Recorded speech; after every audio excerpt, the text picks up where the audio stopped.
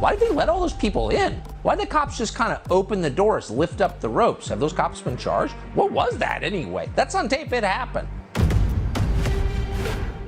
He could stop this. He could stop it. At least one person over here is being injured and taken away. Capitol Hill. The decision was made at the highest levels of government to hunt down anyone who was at the Capitol on January 6th. If you see what Tucker Carlson is doing right now on Fox News, the documentary I did basically comes to the same conclusions.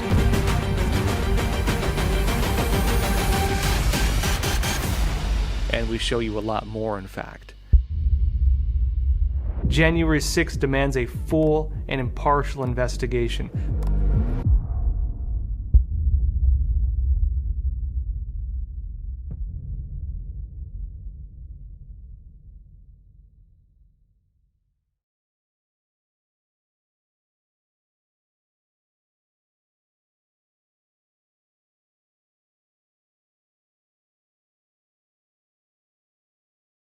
Importance of this issue for Director Ratcliffe to be here today, and we thank him.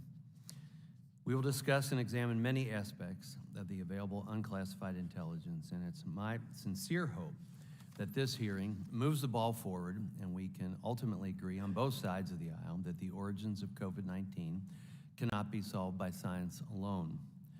Starting in early 2020, there were rumblings about the possibility COVID-19 came from a lab, likely in Wuhan. Every month since then, more and more circumstantial evidence has come to light suggesting this is the case. On January 15, 2021, Secretary of State Mike Pompeo released a fact sheet regarding some intelligence gathered surrounding the origins of COVID-19. The fact sheet stated three things. First, there were numerous researchers inside the Wuhan Institute of Virology that were sick in the fall of 2019. While this doesn't prove COVID-19 came from the lab, it is a data point suggesting so. Just 2 weeks ago, an expert in emerging disease outbreaks testified before this subcommittee that researchers in a lab becoming sick would be consistent with a research-related lab outbreak. Second, the Wuhan Institute of Virology has a published record of gain-of-function research, including at low biosafety levels. And again, we know that much of this work was done with US-based EcoHealth Alliance. And we know that EcoHealth Alliance has failed to publish all its work and has in fact refused to share its work with the US government. In other words, US taxpayer-funded risky research that may have sparked a pandemic is being hidden by a US entity in China. Third, the Wuhan Institute of Virology has cooperated with the Chinese military since at least 2017, including on animal laboratory experiments. The Biden administration did not and still has not disagreed with these facts. A senior Biden State Department official said, quote, "No one is disputing the information, the fact that those data points exist, the fact that they are accurate," end quote. Ironically enough, the Biden administration takes issue with the fact that the Trump administration released these facts. The same officials said, quote, "The Trump administration put spin on the ball," end quote. I think the fact sheet is pretty clear and non-biased. It even stated that the US government does not know exactly where, when, or how the COVID-19 virus was initially transmitted to humans. That is true. The rest are simply statements of fact derived from available intelligence. Next, on October 29, 2021, the Office of the Director of National Intelligence released its first declassified assessment on COVID-19 origins. This stated unequivocally that both a laboratory and natural origin are plausible. Since then, more reporting has emerged. FBI Director Christopher Wray confirmed publicly that the FBI assessed COVID-19 most likely originated from a lab incident in Wuhan. And the Wall Street Journal reported the Department of Energy now also believes a lab leak is the most likely origin. The fact that it is these two agencies is important. The FBI uses experts in biological threats and was reportedly supported by the National Bioforensic Analysis Center, and the Department of Energy used its own Z Division, experts in investigating biological threats. These are both scientific and intelligence experts. While the specific origin of COVID-19 may not be 100% clear, there's mounting evidence suggesting a research or lab-related incident. What is clear, though, is that China does not want the globe to know the origins. They dodge and duck every legitimate attempt to investigate this question. According to the fact sheet, China has systematically prevented a transparent and thorough investigation of the COVID-19 pandemic's origin. According to the ODNI report, China has hindered global investigations, resisted sharing information, and reported to blaming other countries, including the United States. This became even more clear when we received this email from the Chinese embassy last week. Without objection, I would ask unanimous consent to enter this email into the record. In it, the Chinese embassy expresses grave concern regarding this hearing and states they firmly oppose it. Well, we have some news for Beijing. These intimidation tactics will not work. You will not slow down our work, and we will not cease. After the hearing, I'll be sending a letter to the Chinese ambassador to the U.S. requesting China cease intimidation tactics and cooperate with this investigation. I extend the invitation to any member of this subcommittee to join me on that letter. Thank you. I would now like to recognize Ranking Member Ruiz for the purpose of making an opening statement. Thank you, Mr. Chairman. Understanding the origins of the COVID-19 pandemic is important to America's public health and our ability to respond to future public health threats. In fact, since the first outbreak of COVID-19, researchers in the scientific community have worked tirelessly to get to the bottom of this very issue with dozens of studies that have been conducted or are currently underway. And agents in the intelligence community have continued their sweeping assessment of COVID-19's origins. Thanks to President Biden's direction and leadership, we are learning more every day.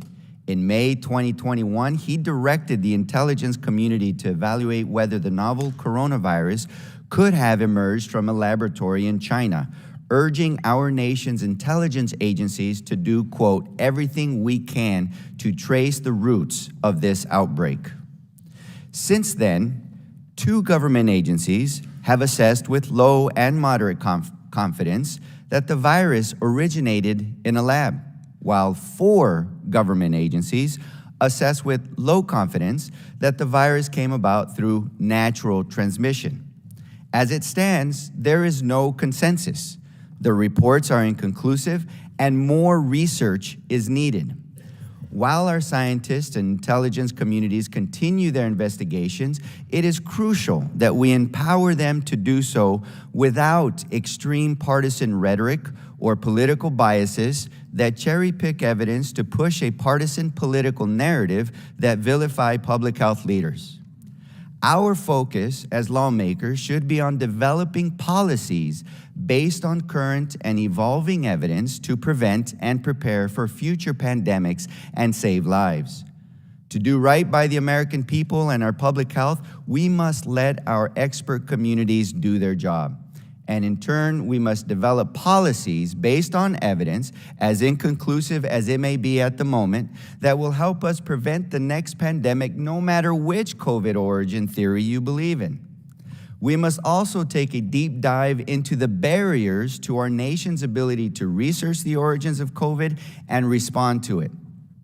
This includes examining how the Chinese Communist Party's refusal to cooperate with international investigations in December 2019 set us back in our pandemic response, and how the Chinese Communist Party's continued spread of misinformation and obfuscation of evidence has hindered our ability to understand both theories of how this virus came to be in the first place. In order to better be prepared for the future, it is crucial that we develop forward-looking domestic and foreign policies that advance American interests, protect our public health, and save lives. This means rejecting the isolationist approach President Trump took under the guise of, quote, America first, unquote, that decimated the State Department, weakened our ability to engage, left a void that rendered America vulnerable to China's growing influence. It also abandoned state-to-state diplomacy, allowed tensions to intensify, and escalated a trade war that fell hardest on American workers. Under this approach, America's public health, economy, and security ultimately paid the price. So now, we must take decisive action to protect our public health, economy, and security from the CCP's growing influence by investing in competition, deepening collaboration with our allies, and furthering the State Department's diplomatic work. That means building on the progress we've made with legislation like the CHIPS and Science Act to invest in innovation so that we can outcompete China in sectors critical to our public health and national defense and strengthening our supply chain. And that means building on House Democrats and the Biden administration's work to bolster our pandemic preparedness, public health infrastructure, and international and domestic standards for pandemic surveillance to address possible animal transmissions, and biomedical research safety to address possible lab leaks. There is certainly more work to do, and it is my sincere hope that we can pursue this work together on a bipartisan basis. The COVID-19 pandemic has demonstrated how global health security, pandemic preparedness, and national security are linked. And so as we seek to better understand the virus's origins, we must take a scientific and evidence-based approach.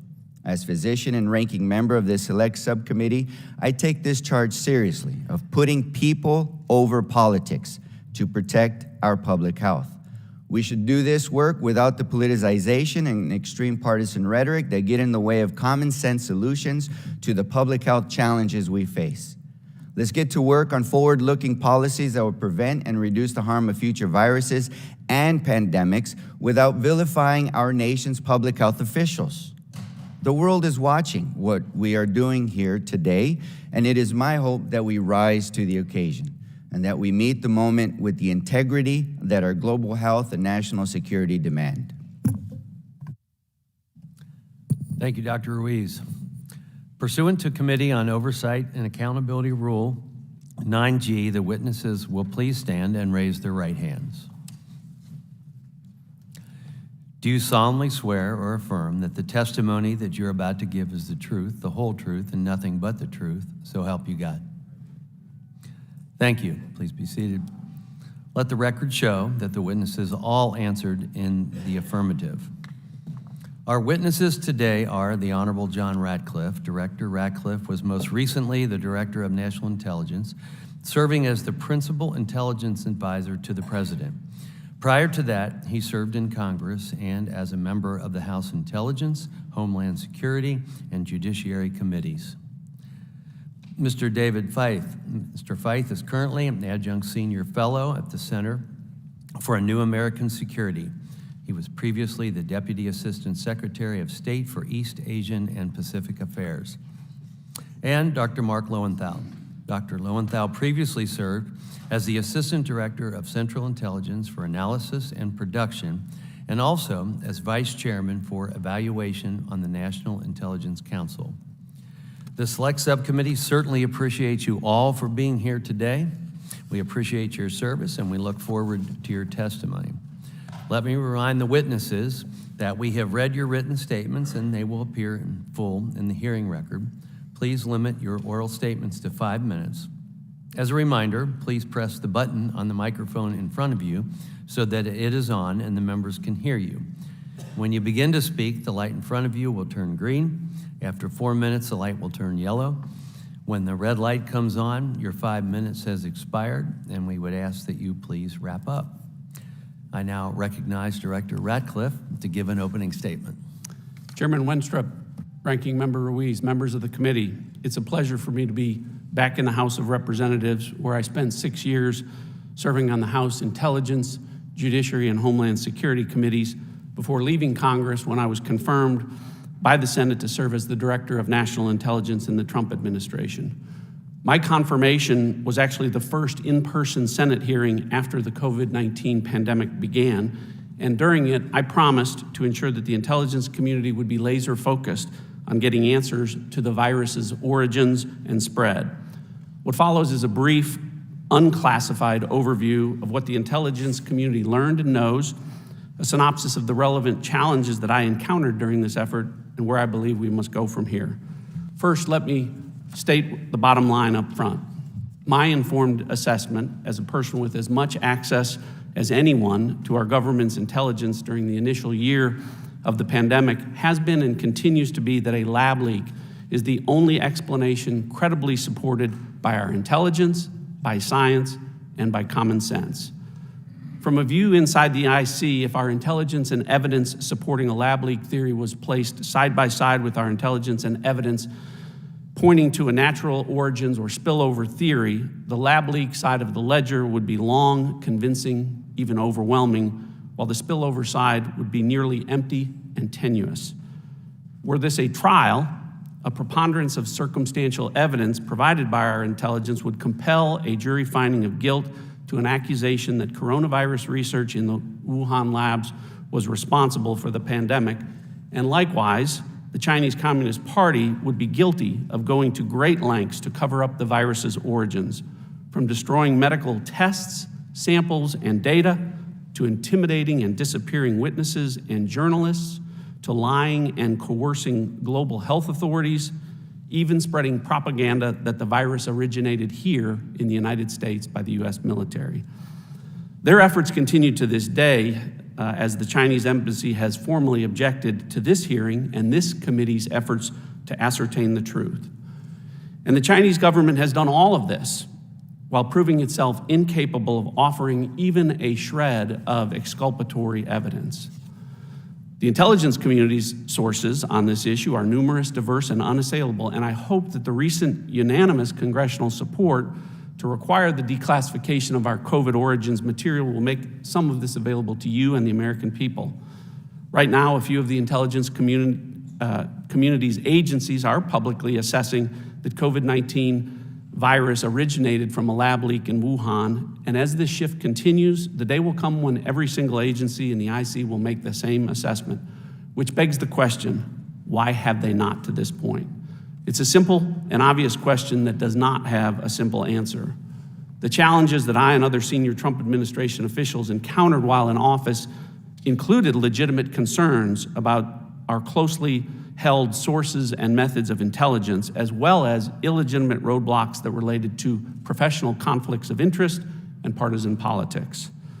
These included the headwinds created when a lab leak assessment was initially labeled falsely and falsely reported with near unanimity as a conspiracy theory by conflicted scientists and by mainstream press, while also being censored as disinformation by social media giants. Internally, national and electoral politics were also influencing the analysis of our intelligence on China within the IC, as reflected in the January 6, 2021 report by the intelligence community's analytic ombudsman. As a career non-political official, the ombudsman found, quote, analysts appeared reluctant to have their analysis on China brought forward because they tend to disagree with the Trump administration's policies, saying in effect, I don't want our intelligence used to support those policies, end quote. To this day, the CIA, which I believe is unquestionably the world's premier spy agency with an unrivaled capacity to acquire information, has continued to state that it does not have enough information to make any formal assessment. To put it bluntly, I think this is unjustifiable and a reflection not that the agency can't make an assessment with any confidence, but that it won't. Some 3.5 years later, the only plausible assessment the agency could make with any level of confidence is that a virus which killed over 1 million Americans originated in a Chinese lab whose research included work for the Chinese military. And such an assessment would obviously have enormous geopolitical implications that I believe the current administration does not want to face head on. Let me close by saying that I think that the search for the truth should drive where we go from here, and everyone, from our intelligence agencies to members of the administration to members of Congress to public health officials, should put politics aside and let our intelligence speak the truth about what happened. Speak the truth to the Americans who deserve that truth, deserve justice, and deserve accountability. And only by seeking truth, justice, and accountability for this pandemic can we achieve the other equally important goal of preventing the next pandemic. Thank you, and I look forward to your questions. Thank you, Director. I now recognize Mr. Feith to give an opening statement. Chairman Wenstrup, Ranking Member Ruiz, and select subcommittee members, thanks for this opportunity. My written testimony that I've submitted has three elements. First, it describes how the State Department's East Asia Bureau approached the COVID origin issue during the first year of the pandemic, from the outbreak to the publication in January 2021 of a fact sheet on activity at the Wuhan Institute of Virology. Second, it describes the terribly damaging effects of our public health establishment's efforts to stigmatize the very notion that COVID may have emerged from a laboratory accident. This drove underground discussion of a set of risks, namely those involving gain-of-function research, that deserve to be at the front and center of our policymaking. Third, it offers some oversight and policy suggestions on helping to find the origin of COVID, to fix policy and intelligence problems raised by these issues, and to tighten U.S. science and technology exchanges with China to protect national security and to help prevent a next pandemic. In my short remarks here, I want to stress the stakes involved in whether COVID emerged from nature or from a lab. The stakes are almost unimaginably grave. COVID was not some immaculate infection. It was not spontaneously generated. It came from somewhere, and the details matter. If it emerged naturally, it implies certain things about human interactions with nature where the risks are sizable enough. But if it emerged from a lab, particularly one conducting gain-of-function virology experiments with technologies invented only a few years ago, then this was akin to a Hiroshima event, revealing new and modern high-tech risks to human civilizations and even to our species. This is what makes it such a scandal that many of the most influential US government and academic authorities on virology were coordinating to, as one said, disprove any type of lab theory. These officials and scientists knew that COVID may have come from a lab. They knew that a lab leak could have resulted from research in Wuhan funded by the US government. And they knew that if such research were in fact part of COVID's origin, they could face professional and personal embarrassment. So these officials and scientists evidently collaborated to convince the government and the public not to investigate the origin of COVID, at least not in a fashion that followed the evidence down paths that could point to a lab origin. The misdirection tactics worked. The lab leak theory became stigmatized, driven underground. And yet evidence continued to mount in its favor. By late 2020, colleagues at State flagged new US government information that underscored the plausibility of a lab leak. Most significant, there were sick researchers inside the Wuhan Institute of Virology just before the public outbreak in Wuhan. That same Wuhan lab had a long record of secrecy about its coronavirus research and undisclosed ties with China's military. Working with OD&I, we at State arranged to make this information public. Some of our colleagues warned us not to. They said not to highlight China's gain-of-function research, lest we draw attention to the US government's own role in such research and open a Pandora's box. It wasn't clear exactly what these colleagues feared, but their seeming demand for non-transparency was unpersuasive. On January 15, 2021, we published a fact sheet on activity at the Wuhan Institute of Virology. In the months that followed, the lab leak possibility began to force its way into the mainstream. By May 2021, President Biden himself recognized the significance of the lab leak possibility and ordered a 90-day review of US intelligence. Unfortunately, progress since then has been limited. We now know that the FBI and the Department of Energy both assess that a lab leak is most likely. That's important. But we don't need a running intelligence community straw poll as much as we need a transparent, whole-of-government campaign to recognize the gravely high stakes of the lab leak possibility and pursue appropriate policy reforms. Gain-of-function technologies of the kind that emerged only in the last 10 to 15 years, where the deadliest viruses can conceivably be fused with the most infectious ones, appear to pose a species-level risk to human life. It has been commonly said for 75 years that nuclear weapons could destroy the world or humanity, and so they might. But that would likely require many decisions in at least 2 capitals over some sustained period of time. The gain-of-function risk is that one mistake in one place, let alone one deliberate act by some actor, is all that it takes. Once a virus of sufficient infectiousness and deadliness escapes a lab, there may be nothing humanity can do to stop it. This is the stunning tragedy of those experts who stigmatized even the notion of a lab leak. Faced with a possible dry run of the worst-case pandemic that gain-of-function science has made the world have to fear, the authorities who know the most about this threat didn't speak up. Many even sought to silence others. This has caused a paralytic effect to this day, not only on public awareness, but on the policy reforms that we need to protect ourselves from lab risks in the future. Overcoming this handicap is a major obligation for lawmakers and policymakers going forward. As for trying still to confirm COVID's origin, I'd quickly note 3 points. First, the immediate declassification test. Congress recently passed a law requiring the Biden administration to declassify intelligence on COVID's origin within 90 days. This is a 3rd test for the IC and the rest of the interagency after failures to disclose in 2020 and 2021. There's no doubt that the administration has far more information than has been released publicly. Second, the sick researchers still stand alone. The sick Wuhan lab researchers identified in the January 2021 fact sheet remain the best lead into who or what was patient 0. No animal anywhere has been identified as a comparably likely source of the outbreak. The Biden administration, like the Trump administration before it, has more information about the sick researchers than has been released. Third and finally, what changed the Department of Energy's mind? The most significant fresh piece of intelligence we know about post-2020 is whatever reportedly motivated the Energy Department's recent change of assessment. Maximizing the release of this information would clearly shed additional light on the COVID mystery. Thank you. Thank you, Mr. Veith. I now recognize Dr. Lowenthal to give an opening statement. Chairman Winstrup, Ranking Member Ruiz, members of the committee, thank you for this opportunity to discuss intelligence and the origins of the COVID pandemic. I have spent most of my adult life as an intelligence analyst or as a manager of intelligence analysts. I have also taught analytical skills to hundreds of new analysts. To be a good intelligence analyst, you have to have the ability to deal with ambiguity.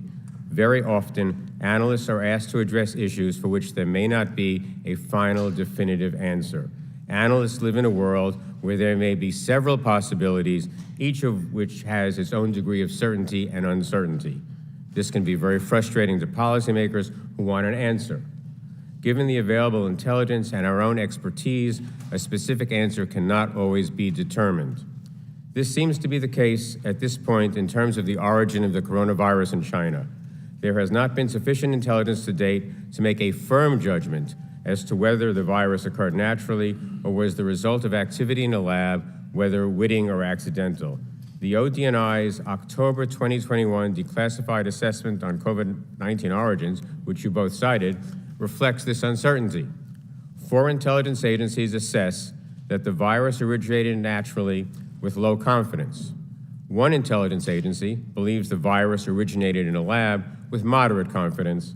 3 intelligence agencies are unable to make a determination either way. Again, this can be frustrating to policymakers, but that is the nature of intelligence. One of the points that I stress to new analysts is that you want your reader, the policymaker, to understand and appreciate your uncertainty as well as your certainty, because they will be making decisions based on your analysis, and you do not want to portray a confidence and a certainty that misrepresents your intelligence.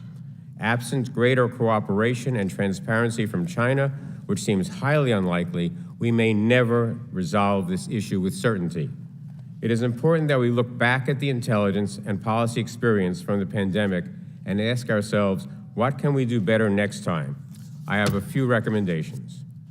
We should consider creating a national intelligence officer for health issues who, with his or her office, would serve as the focal point for U.S. intelligence collection and analysis, not only on health issues that threaten the United States, but also looking at health issues worldwide that can be destabilizing regionally. The intelligence community likely needs to hire analysts with backgrounds in medicine, epidemiology, and other areas. There is a section of the Centers for Disease Control that has TS/SCI cleared analysts, but I think the larger intelligence community needs more in-house expertise in these issues. Finally, it is important to avoid politicizing intelligence efforts on issues like the COVID pandemic.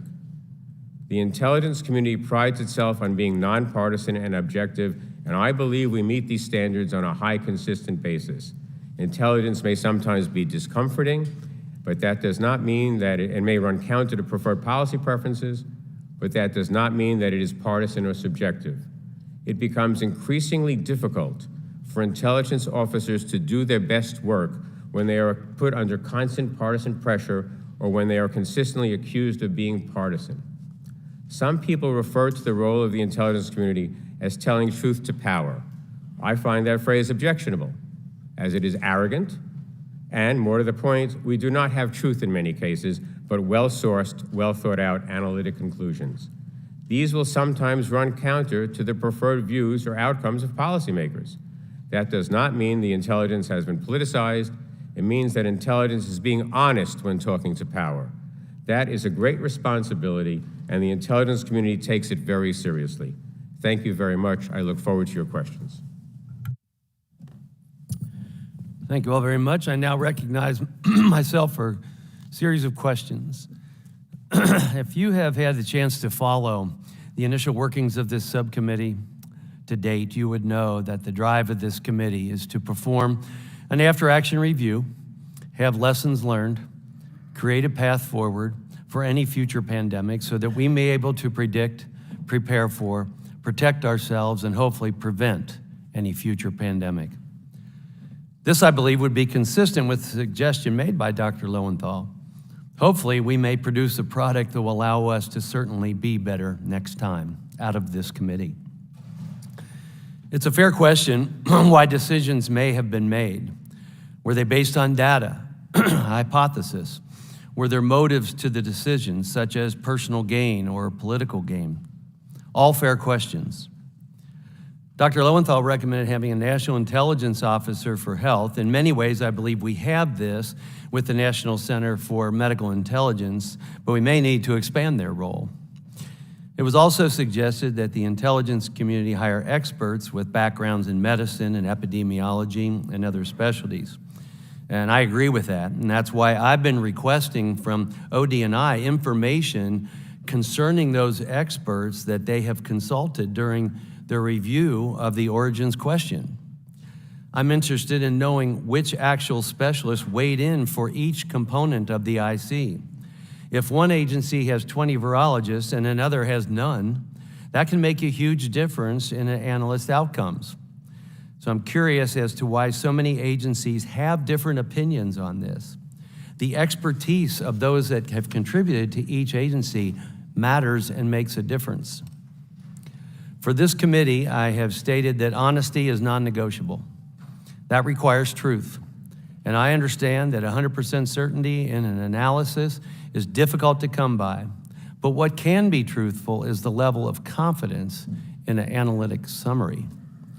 Unfortunately, during my time on the Intelligence Committee, I've seen cases of what seems to be political partisanship. I've seen a situation where analysts came forward as whistleblowers, charging that their analyses were changed or ignored for political purposes. In other words, their analysis stated that things were going badly, and yet after going up the chain, a politician stated that everything was going well. Mr. Ratcliffe, as OD&I, did you ever feel that information was being withheld from you or altered in any way, or did you have that concern? Mr. Chairman, I would say that fortunately that did not happen very often, but it did happen on occasion, and I didn't just feel it. As I referenced in my opening remarks, the analytic ombudsman referenced the fact that there were times when intelligence was suppressed. So why and what kind of information was that, if you can share it? Well, as it's already been publicly available, the ombudsman made specific reference to intelligence on China. So did this, in your opinion, hamstring your ability to conduct your job? I think it made it more difficult, but through persistence and some of the things that Mr. Feith talked about, we were able to, in looking at the intelligence, particularly as it related to COVID origins, to still get to a point where we could protect sources and methods, and yet make some of that intelligence available by declassifying it. And he referenced the process whereby we did that through a State Department fact sheet. One of the aspects of this investigation that is most important is learning who the IC consulted with during the review. As I said, we want to know what kinds of experts each component worked with. I'm going to ask each of you, to each witness, do you think this question is an important one when it comes to origins of COVID? I'll begin just by saying it is, because sometimes, in this case particularly, when we're talking about COVID-19, our analytic judgments are framed in part by science. And so who the scientists are and how they're motivated certainly is important. Yes, sir, I'd agree, and just add the element that conflicts of interest in general and with respect to the enormous amount of scientific exchange with China are especially important, as China is central to our national security analytical work going forward. Doctor? I think it's fair to ask the Intelligence Committee who they consulted with, yes. Thank you.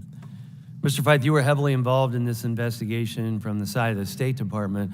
While you were gathering information, did you struggle to find experts that did not have conflicts of interest? In short, yes, and that problem became clearer in retrospect also. And do you believe these same conflicted scientists may be briefing the IC today? I can't speculate about today, but based on the experience a few years ago, yes. Thank you. Quickly to Director Ratcliffe and Dr. Lowenthal, in your opinion, is it acceptable or practical to avoid or ignore the truth from Congress if trying not to divulge or to shield a covert operation? I don't think it's ever appropriate to ignore the truth. I think from the intelligence community standpoint, there's an ability to protect sources and methods, but still meet our obligations to keep members of Congress informed through its proper oversight role. Doctor? There is a provision of law that requires that Congress be fully and currently informed of all current and significant anticipated activities. I'm probably the only person in this room who was in the Senate chamber when the Senate Intelligence Committee was created, so I am an advocate for congressional oversight, Mr. Chairman. Yeah, I have read that statute myself, but I've had to bring it up and still get fought a few times in the Intelligence Committee.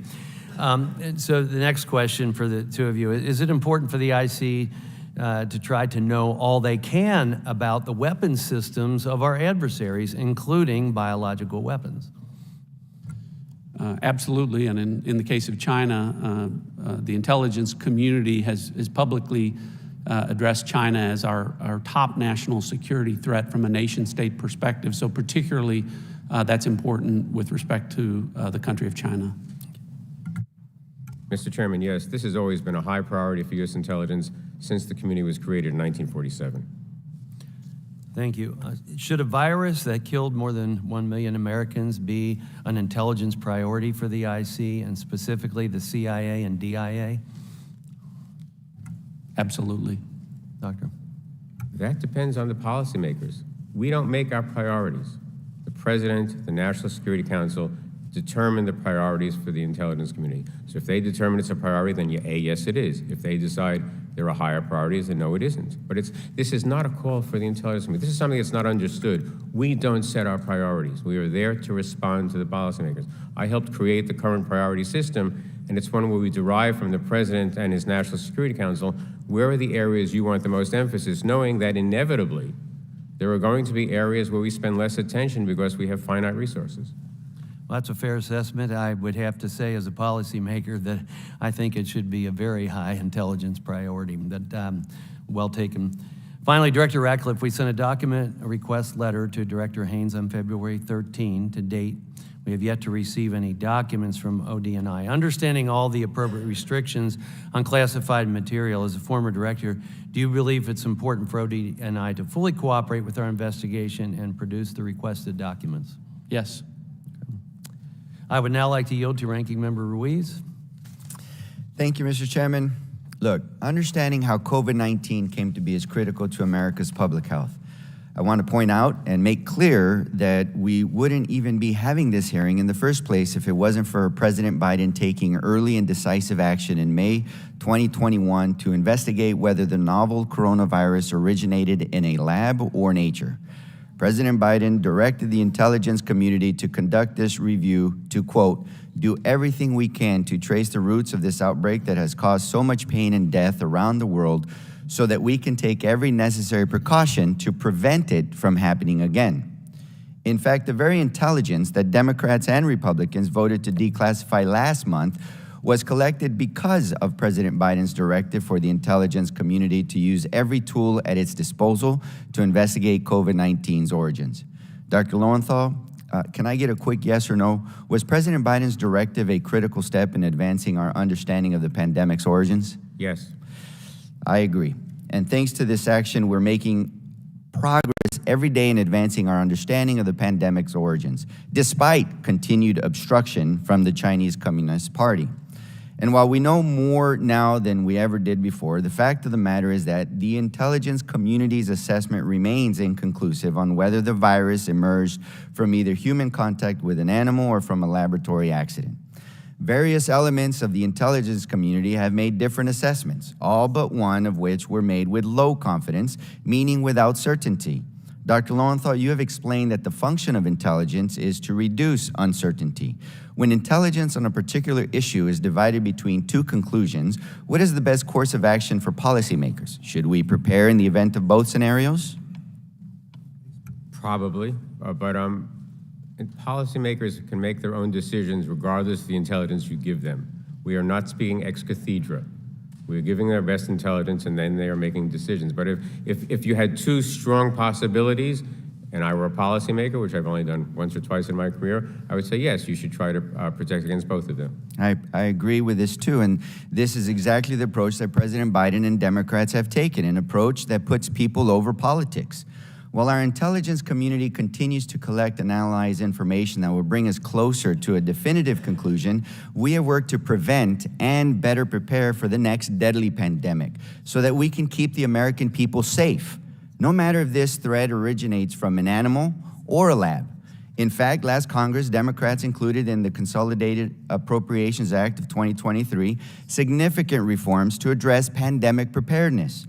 This includes provisions to enhance safety standards for biomedical research involving pathogens of pandemic potential and to recruit more public health workers with epidemiological backgrounds.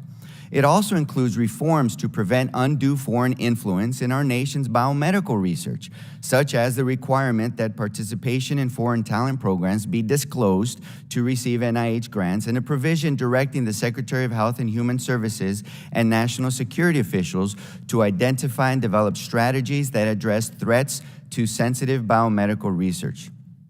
There's a whole host of other common sense reforms that we passed last Congress as part of this package that are outlined on this fact sheet. Mr. Chairman, permission to enter it into the record. Without objection. Thank you. And you know, I find it interesting that despite how much my colleagues on the other side of this dais have focused their efforts to push a lab leak narrative, they voted against these reforms that help prevent lab leaks in the future. I also want to point out the good work the administration is doing by partnering with our allies to press for strong international standards for biosafety and security as part of its national security strategy. And while these are all good steps forward, I do think that there's more we should do and can do. Dr. Lowenthal, what additional steps should we be taking from an intelligence and policy perspective to build on this work and to better prepare us for future pandemics?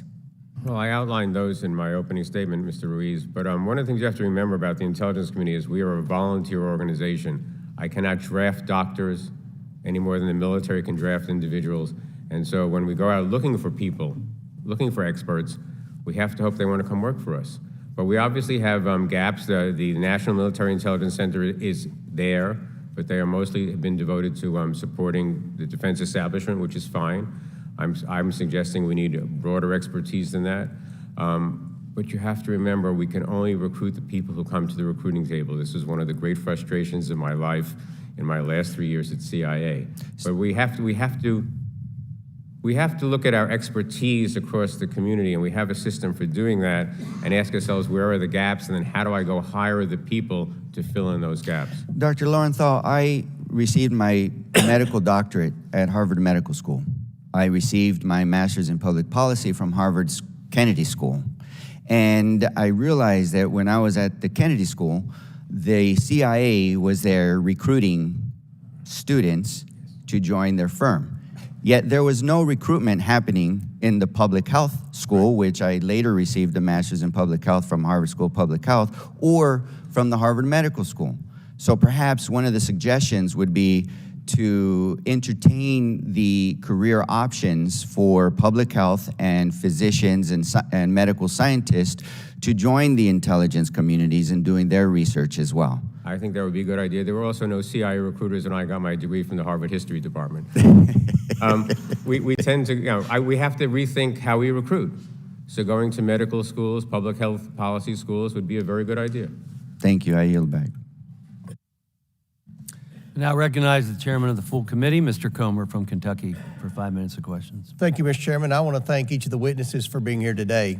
As I've said from the beginning, discovering the origins of COVID-19 is vital to both the public health and national security of the United States. Former CDC Director Redfield testified last month that this is not simply a scientific question, but also one of intelligence. And I agree with that. And we need to ensure the intelligence is accurate and truthful. On March 17, 2020, one of the most influential papers of all time was published in the scientific journal Nature Medicine, entitled The Proximal Origin of SARS-CoV-2. It was prompted by Dr. Fauci and written to suppress the lab leak hypothesis. This paper stated that no type of lab-based scenario is possible. Director Ratliff, is that factual? It is not.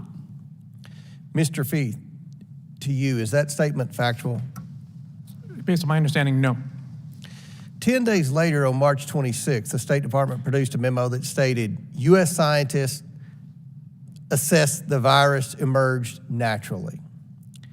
It continued to say a lab leak was improbable and not supported by the available evidence. Director Ratliff, are those statements factual? They are not. Mr. Feith, to you, are those statements factual? No, they were at best overstated. Mr. Feith, you were involved in the briefing that produced that memo? I was a recipient of the briefing that the memo is an account of. So while serving at the State Department investigating the origins of COVID-19, were you ever briefed by an author of the proximal origin paper? Yes, sir. During the preparation of that memo, which I referenced above, do you believe the unnamed scientist had apparent conflicts of interest? In short, yes, especially based on what we know since then about them.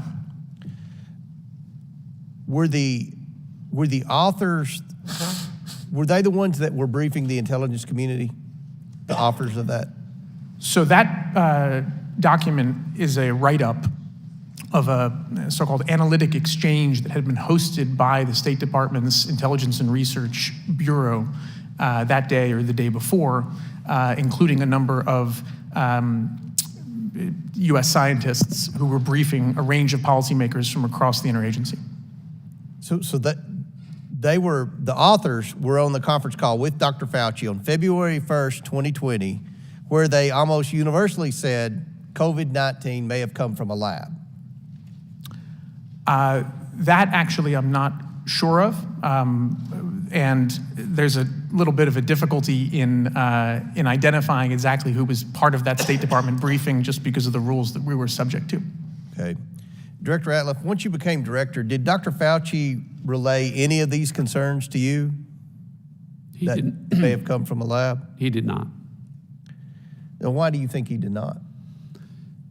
Well, that would I would obviously have to speculate, but I would point you to Dr. Fauci being perhaps the best person to answer that, and there is publicly available under information that has been obtained through open sources and freedom of information, where Dr. Fauci and other virologists and scientists talk about the fact that it would bring unwanted attention to funding sources and the research that was taking place using funding sources, domestic funding sources from the United States, and the relationship of certain Western scientists with scientists at the Wuhan Institute of Virology, where unsafe coronavirus research was taking place in labs that did not have appropriate biosafety levels and precautions, as had been reported.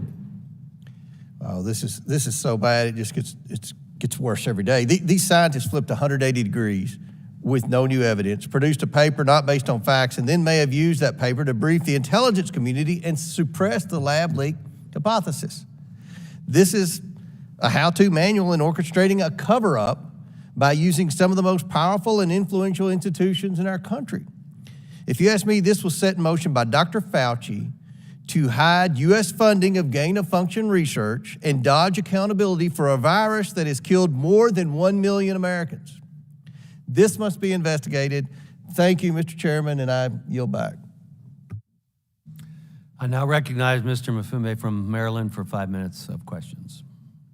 Thank you very much, Chair Winstrup, and my thanks also to Ranking Member Ruiz and all others who collaborated to make sure that we could have this hearing today. I want to thank the witnesses for their participation. Mr. Ratcliffe, welcome back. Mr. Chairman, the COVID-19 pandemic has underscored in many ways that the Chinese Communist Party's growing influence is absolutely contrary to America's interests and to America's values. If we as a Congress fail to meet this moment, I fear that we will undermine for some time to come our ability to respond to the next public health crisis and to protect American interests both at home and abroad. We've got a long road ahead of us. However, in the last 2 years, congressional Democrats, as the majority party during that time, working with President Biden, did lay the groundwork to make sure that we take decisive action necessary to safeguard and to advance our health, our geopolitical, and our economic interest. In October of last year, the Biden administration announced its national security strategy, which includes, as most of us know, a 3-part plan focused on outcompeting China. And Mr. Chair, I would ask unanimous consent that that national strategy be entered into today's record. Without objection. The first step of the plan was to invest in strengthening American competition. President Biden delivered on that, rolling out initiatives guided by the Bipartisan CHIPS and Science Act to strengthen American manufacturing and American supply chains, all, mind you, while solidifying America's technological leadership on the global stage. The State Department also launched, as we know, the China House Initiative, which brings together China experts from throughout the State Department and security officials to help the administration responsibly manage competition between the U.S. and China. The second step of the plan was to work with America's allies with common purpose and with a common sense. President Biden delivered, convening, as we know, the leaders of Egypt, Cambodia, Indonesia, Japan, South Korea, the EU, Italy, the UK, Mexico, and Canada to emphasize that combating China's global influence must be a team effort, to which, by the way, they all concurred. The third and final part of the plan was to put resources to defending America's interests abroad. The president delivered, including in his fiscal 2024 budget proposal to the Congress, comprehensive investments in the Indo-Pacific region's critical infrastructure, as well as investments focusing on shoring up American defenses in that region. Dr. Lowenthal, you're by all counts an expert in intelligence matters and have a robust understanding of China's influence in the global order. I appreciate the recommendation in your written testimony advocating for a national intelligence officer. I appreciate the chair's comments that if in fact there is a similar position in place, that we ought to look at expanding that role. Can you tell this committee, sir, and the American people what you think is the most important tactic that this Congress can use to counter the Chinese Communist Party? Well, I think it's, excuse me, Mr. Mafuni, I'm recovering from a cold. I don't have COVID, I promise you. It's less a tactic than a strategy. We need a strategy for dealing with China, and it's a difficult issue because we are entangled with them economically. They are a competitor. They are a rival. That doesn't mean that they're necessarily an enemy, but we have to figure out how do we outcompete them without resulting in overt hostility. And you have to also remember that anything that we do is going to have a reaction from the Chinese. So when President Biden tries to control the chip industry, for example, so that we're not supplying a rival with the technology that they need, which makes good sense to me. We did the same thing to the Soviet Union during the Cold War very successfully. The Chinese interpret that as an act of hostility, which if we were all sitting in Beijing, we'd probably agree with. It's important, certainly as an intelligence analyst, to understand how the other side is going to react. But I think we need a strategy.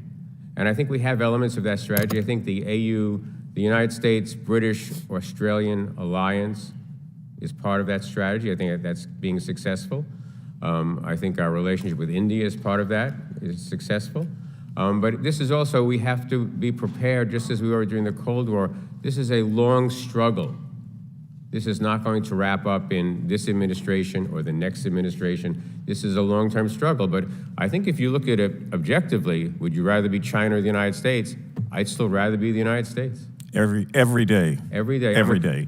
There is Mr. Lowenthal, Dr. Lowenthal, my time has expired. Mr. Chairman, there's much to be done, obviously. I just want to invite colleagues on both sides of the aisle here and in the larger body to work together in a thoughtful manner to develop national security solutions based on putting the American people first. I yield back. Thank you, sir. Thank you. I now recognize Ms. Malitakas from New York for 5 minutes of questions.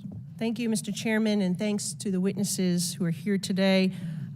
What is equally as important as the CCP's actions to cover up and conceal the origins of COVID is understanding what role our government may have played in the origins of this virus and to what level, if any, that the health officials and members of our media attempted to conceal or hide the truths from the American people.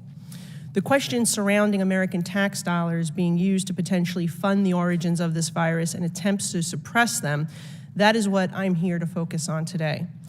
In November of 2021, Dr. Fauci told Senator Rand Paul under oath that the NIH did not fund gain-of-function research at the Wuhan lab, despite having been explicitly told in an email in January of 2021 that NIH had a monetary relationship with the Wuhan Institute through the EcoHealth Alliance.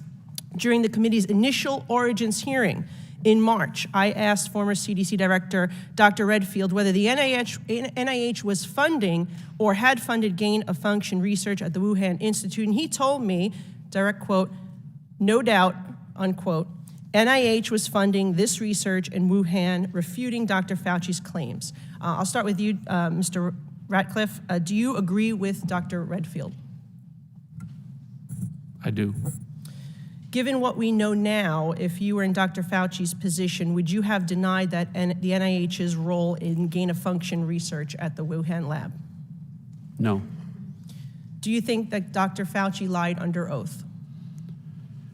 I think that some of Dr. Fauci's testimony is inconsistent with some of the intelligence that we have that remains classified, as well as inconsistent with some information that is publicly available. Do you think that President Biden should declassify all information related to COVID origins, every single document as was requested and passed by the legislature? Well, with the caveat that we always have to be careful about protecting our sources and methods, particularly those sources and methods as it relates to what the intelligence community uniformly agrees is our number one threat from a nation-state actor standpoint. But with that caveat, providing as much information about our intelligence as possible while preserving those sources and methods should absolutely take place. Thank you. As soon as possible. Mr. Feith, do you agree with Dr. Redfield's original testimony that this funding, which very well likely played a role in the virus, came from actually, let me back up and fill you guys in. So even more troubling, at the time, when my time was expiring at the last hearing, Dr. Redfield testified that not only did American tax dollars fund gain-of-function research through the NIH, but also from that the Wuhan lab received money from State Department, USAID, and the Department of Defense. Do you agree with Dr. Redfield's testimony that this funding, which very likely played a role in the virus, came from these government agencies? My understanding is consistent with what you've read back in terms of the many funding sources that ran, from Washington to the Wuhan Institute of Virology, and certainly if the COVID origin is indeed a lab leak from there, it was from bat coronavirus research programs, some of which were funded by the United States government. Okay, because we had previously heard about the NIH funding, but up until that hearing, I had not heard that it was potentially the State Department, USAID, and the Department of Defense that had also funded Wuhan lab activities. So the U.S. government determined that the Wuhan lab collaborated on publications and special projects, top secret projects, with the CCP military since at least 2017. Knowing this, for what purpose would U.S. Department of Defense funding be provided to the Wuhan lab? Well, I think for a full answer, I defer to folks from DOD and from the DOD, biodefense, relevant components, but in principle, the kind of broad theme of the funding, as I always understood it, across different parts of our government, NIH and USAID and state and otherwise, was based on a certain theory of pandemic prevention by scooping up these viruses, playing with them in the lab, and then trying to design vaccines and therapies. But there were always warnings that this was extremely dangerous work, and that the work courted exactly the kind of danger that appears to have happened in Wuhan. And from our perspective at the parts of the State Department that don't specialize in this, part of what was most troubling is that when COVID broke out in Wuhan, practically on the doorsteps of that lab, we did not have folks from other parts of the government raising their hand to educate the non-experts across the government in how plausible this was and how it needed to be taken seriously. In fact, the folks from the other parts of the government that work these issues generally were deflecting attention, and that cost us a lot of time and understanding that was really damaging. All right, well, I've run out of time. And Mr. Ratcliffe, you have anything to add to that? Because I saw you nodding your head. If not, I'll defer back to the chairman. Thank you. Now recognize Dr. Barra from California for 5 minutes of questions. Thank you, Mr. Chairman. A lot happened in the last 3 years. 1 million Americans died.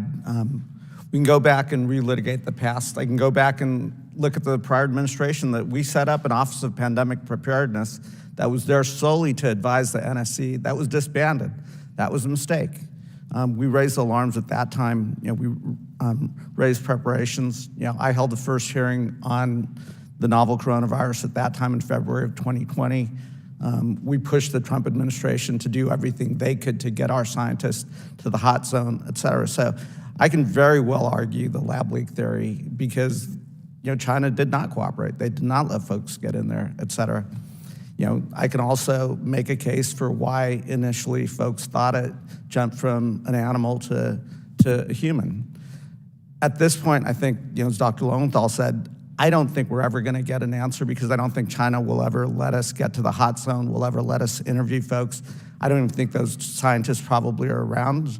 I don't think the data that we would have to look at is there. So I think we have to take both theories seriously. I think the intelligence community should continue to try to get an answer with high confidence. But Mr. Feith, as you accurately pointed out, any bad actor out there in the world just saw what a virus did to the entire planet. What keeps me awake at night are these biothreats, are the fact that a lot of this equipment is readily available. I think it's legitimate for this committee to discuss and educate ourselves on gain-of-function research. There is a legitimate reason to do this, to help us develop counter tools, et cetera, but we should debate what kind of labs should do this. What are lab standards, et cetera? How do you make sure labs like Wuhan, which clearly did not have the precautions in place, are not doing research that might potentially allow something like that? Those are all legitimate areas, Mr. Chairman, that we should be thinking about policy on. We should be putting protocols in place, et cetera. We should be working with the IC to assess these threats. Mr. Feith, let me ask you a question. We have to work with the international community. There's a reason why the United States government partners with labs around the world, because we do want to have these early warning systems. We do want to go to where these novel viruses are emerging, whether man-made or naturally jumping from animals to humans, because we'd rather discover it over there. We'd rather have early warning systems abroad. Would you agree with that assessment? I think broadly, biosurveillance is extremely important. As you've said, I think that there are, though, especially in light of COVID, clearly very important consequential questions about how broadly that kind of pandemic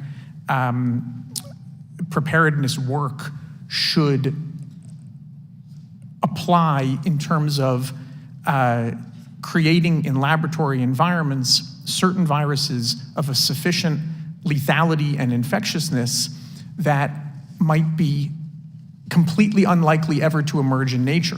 But having created them in a lab, we've delivered the world a risk that wouldn't have otherwise existed except with an infinitesimally small unlikelihood. So I think that's accurate. Should we be doing that type of, we can certainly have that debate. And if that type of research is taking place, what are the exact highest safe standards that have to exist if that research is taking place? That said, there's nothing that is going to prevent bad actors in other countries and other individuals from doing this type of research. Director Ratcliffe, would you agree that we ought to be really concerned about biothreats going into the future within Congress? Absolutely. And what types of steps would you take? We've got to work with the international community to develop those standards. We've got to work with the international community to try to detect these risks and bad actors early on. And what are some recommendations you might have? Well, to that point, I would agree with that, but the facts that are not in dispute here and have been acknowledged by those international organizations, including the World Health Organization, was that they were lied to initially by Chinese officials and that they were coerced into making or not taking certain actions that they later regretted. And so some of those world organizations, like the World Health Organizations, have corrected and have now tried to bring about China's participation. I think, from a common sense standpoint, Congressman, if to this question about the origins, if China had exculpatory evidence that showed that this was of natural origins or that there was not a lab leak, you would expect that they would share that information with international organizations, which they have not. They have not shared it with anyone. 100%. And again, China's acted irresponsibly here. They put the entire world at risk. I would not trust them as a legitimate partner at this point. That said, we would hope that at some point, if they look back at the damage that happened to their own country, that they would be forthright working with us and working with the rest of the world to get to the bottom of this and prevent the next pandemic. So I'm out of time, but again, this isn't about trusting China. It's about actually preparing and preventing the next pandemic. I now recognize Dr. Miller Meeks from Iowa for 5 minutes of questions. Thank you, Dr. and Chair Winstrup. I will be signing on to the letter just as an aside, so thank you for that. And I want to thank my colleague on the other side of the aisle, Dr. Barra, for his comments as well. Almost 2 years ago, we had a hearing, this committee had a hearing into the origins of COVID-19. Unfortunately, it was only attended by Republicans. But at the press conference following that hearing, I could tell that people were thinking of this as a partisan issue. And why it's critically important that we understand COVID-19 origins is to prevent future outbreaks and global pandemics, precisely that. And why? One is that we know that there was a lack of disclosure. We know that international health regulations require 24 hours notice, and certainly we were not notified of this until late January, even though I think the evidence points to the virus circulating in the fall of 2019. We need to know, as previously mentioned, because of biosafety laboratory research.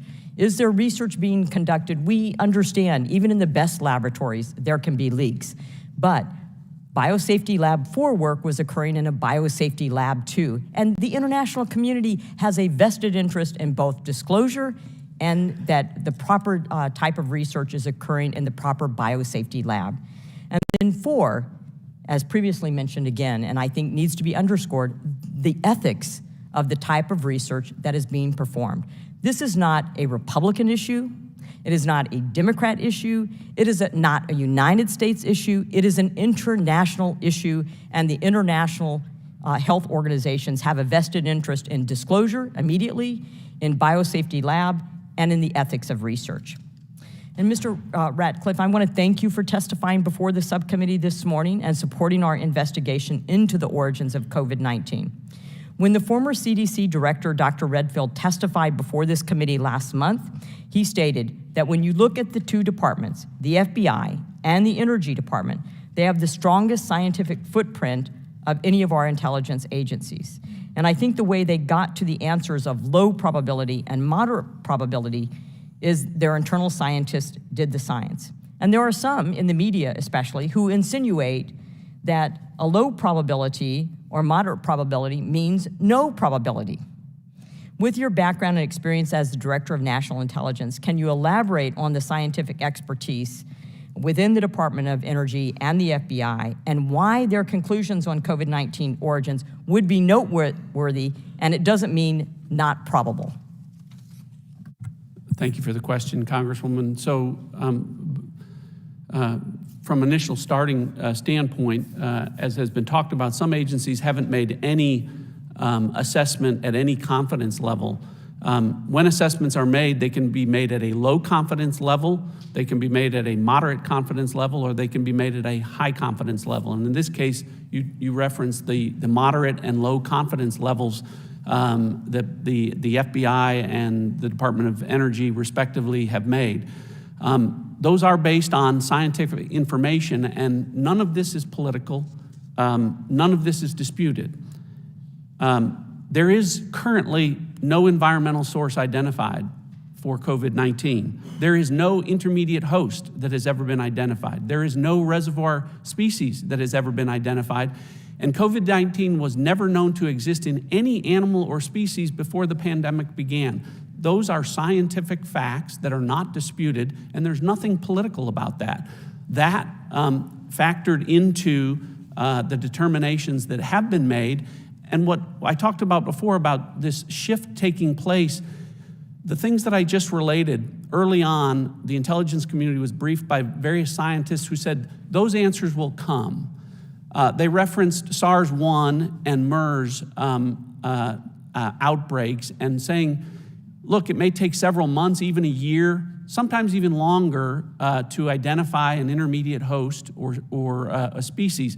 We're now at 3.5 years, and every day that passes makes it less likely that there's anything that will ever tie this to nature, whereas on the other side of the ledger, it's overwhelming when you look at China's actions and the circumstances surrounding what was going on from a biosafety standpoint at Wuhan, the massive number of coronaviruses, the massive numbers of bats carrying coronaviruses that were brought into Wuhan. all of that weighs heavily into making assessments at some confidence level that a lab leak was the origin for this pandemic. So it sounds like that you would consider the opinions of these components to be taken seriously, and I would say that in reference to the letter from the Chinese embassy, that at minimal, the WHO now recognizing its earlier mistakes would diminish the influence of the Chinese Communist Party within the WHO. Thank you, Mr. Chair. I yield back. I now recognize Mr. Kuda from Hawaii for 5 minutes of questions. Thank you, Mr. Chair. As we develop policies to better prepare us in the future, it is crucial that we do so without fanning the flames of anti-AAPI extremism that festered during the pandemic. Anti-Asian rhetoric espoused by those at the very top of the Republican Party in the pandemic's earliest days have had very real-world consequences on our AAPI community here in the United States. In an effort to deflect from his administration's botched pandemic response, President Trump looked for a scapegoat and a way to score points with his base. And in doing so, he recklessly villainized AAPI people for his political gain, making our community human shields and red herrings to distract from his inability to deal on all levels with the public health crisis, including understanding in the very earliest days the origins of COVID. For example, within a matter of days, President Trump using the phrase Chinese virus on Twitter, anti-Asian rhetoric on the platform grew exponentially, according to a study conducted by the University of California, San Francisco. And in the summer of 2020, President Trump began referring to COVID-19 as Kung Flu at campaign rallies across the country, ratcheting up vitriol among his right-wing base. This hateful rhetoric online has had deadly consequences. According to the Center for the Study of Hate and Extremism, hate crimes targeting members of our AAPI community increased by 339% from 2020 to 2021. Words, my friend, matter. We know that the CCP did not cooperate with international efforts to understand the origins of COVID-19, but President Trump made it worse. His words help perpetuate the CCP's misinformation campaign and assign blame for the COVID-19 pandemic on Asian American communities, and in doing so further hindered our nation's ability to implement an effective, evidence-based public health response. We must recognize the consequences of our words, the impact they have on the communities we serve, and how it shapes the national conversation on issues of critical importance to our health and our security. Dr. Lowenthal, you've warned about the dangers of politicizing intelligence and national security. As we seek to engage in a thorough, fact-based analysis, what are the real-world consequences of distracting rhetoric and politicizing intelligence regarding the virus's origins?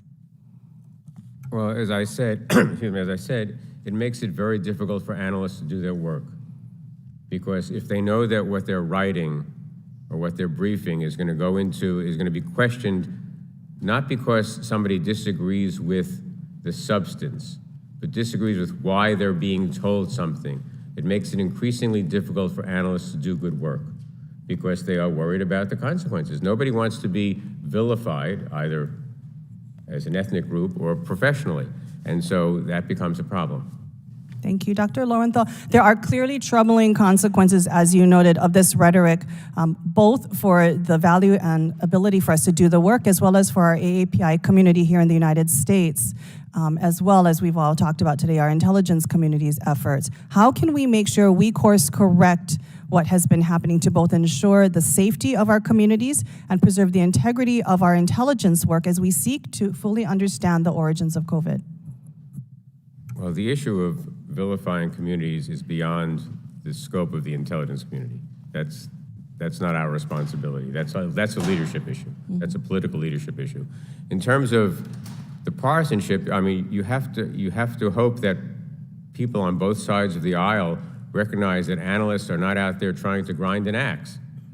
They're trying to present the best intelligence they have at the time with caveats and with uncertainties, and that they're doing this not because they're being pusillanimous, but because they really don't know the answer. And I've had to deal with senior officials many times, and I know this is frustrating, that you want an answer, and sometimes we just can't give you an answer. And that creates a tension between these two communities, between the policy community and the intelligence community. But that is the reality of a lot of the issues on which we work. Thank you, Dr. Lowenthal. It is my definite hope through these discussions that we're having that we can put the harmful rhetoric aside that we have seen and focus on the work that matters, protecting our nation's public health and preparing for future public health crises. We can be tough on the CCP and their lack of transparency and cooperation with pandemic-related investigations, but we must do so without putting at risk the safety and well-being of Asian Americans and our communities. If we fail to do this, we are only strengthening the CCP's efforts to distract and to mislead, and gets us no closer to fully understanding the origins of COVID and allowing us to do the good work of preventing future crises and being able to respond to save lives. Thank you, Mr. Chair. I yield back. I now recognize Ms. Lesko from Arizona for 5 minutes. Thank you, Mr. Chairman. Over 1 million Americans died. Millions more got sick, some with long-term effects from COVID-19. It is absolutely vital that we determine what happened. What did China do? Did people within our own government cover up information because they had professional conflicts of interest or for political reasons? The ranking member says COVID-19 should not be a political issue. I agree, but with all due respect, sir, I contend that it is you that is making this a political issue. You said that the only reason we are having this hearing today is because of President Biden wanting to get to the bottom of it. With all due respect, are you kidding me? You have been in the majority, the Democrats have been in the majority for the last 2 years, and there has been no hearings on the origins of COVID while you were in the majority. My first question is for Mr. Ratcliffe. Mr. Ratcliffe, in your testimony, you wrote, "The challenges that I and other senior Trump administration officials encountered while in office include legitimate concerns about the closely held sources of our intelligence and the sensitive methods used to obtain it, as well as illegitimate roadblocks related to professional conflicts of interest and partisan politics. Can you please elaborate on the conflicts of interest you encountered?" Thank you, Congresswoman. Good to see you again. I referenced in my opening a report from the Analytic Ombudsman who found that person, by the way, is a career individual. It's not a political appointment. That person is charged with refereeing disputes about assessments.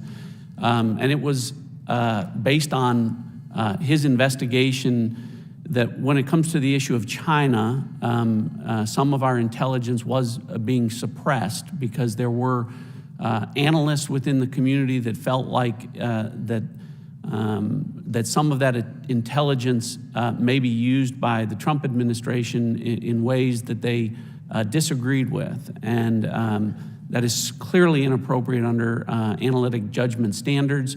And again, that's not my opinion, that's the independent opinion of the Analytic Ombudsman. My next question for you, Mr. Ratcliffe, is you mentioned in your written testimony that CIA analysts on China were reluctant to bring forth the information. Do you think you ever got all of the information that they uncovered from China related to COVID-19? Well, I think that intelligence is such that we're constantly gaining new information, even where we have limited sources and methods. I do think that there were headwinds to get information. I endeavored to be made aware of as much as possible, and ultimately that's what led to the process where I worked with Secretary of State Mike Pompeo on the State Department fact sheet to put out the information about the coronaviruses, their similarity to what became COVID-19, researchers at the Wuhan Institute of Virology becoming sick, and the other information that was included in that fact sheet, so that that information would hopefully drive further declassifications of intelligence to the American people and would drive congressional hearings going forward. Unfortunately, that hasn't happened the way that we anticipated. Thank you. Mr. Feth, in the January 2021 fact sheet on activity at the Wuhan Institute of Virology, which you helped to write, It mentions WIV researchers who got sick in 2019 with COVID-like symptoms, which we've talked about. Can you tell us more about these sick researchers? I can share the view that I think that the sick researchers are probably still today the most potentially probative part of this story that we are yet aware of. It's been suggested already that the passage of time doesn't help in finding a confirmed answer here, and that's certainly true, and that's probably true also with respect to some of what we'd want to know about these sick researchers and what tests were taken and what material and evidence would have been available from the autumn of 2019. But still, what we know is that there is additional information that the US government has that was not able to be specified at the time in the fact sheet that was released in January of 2021.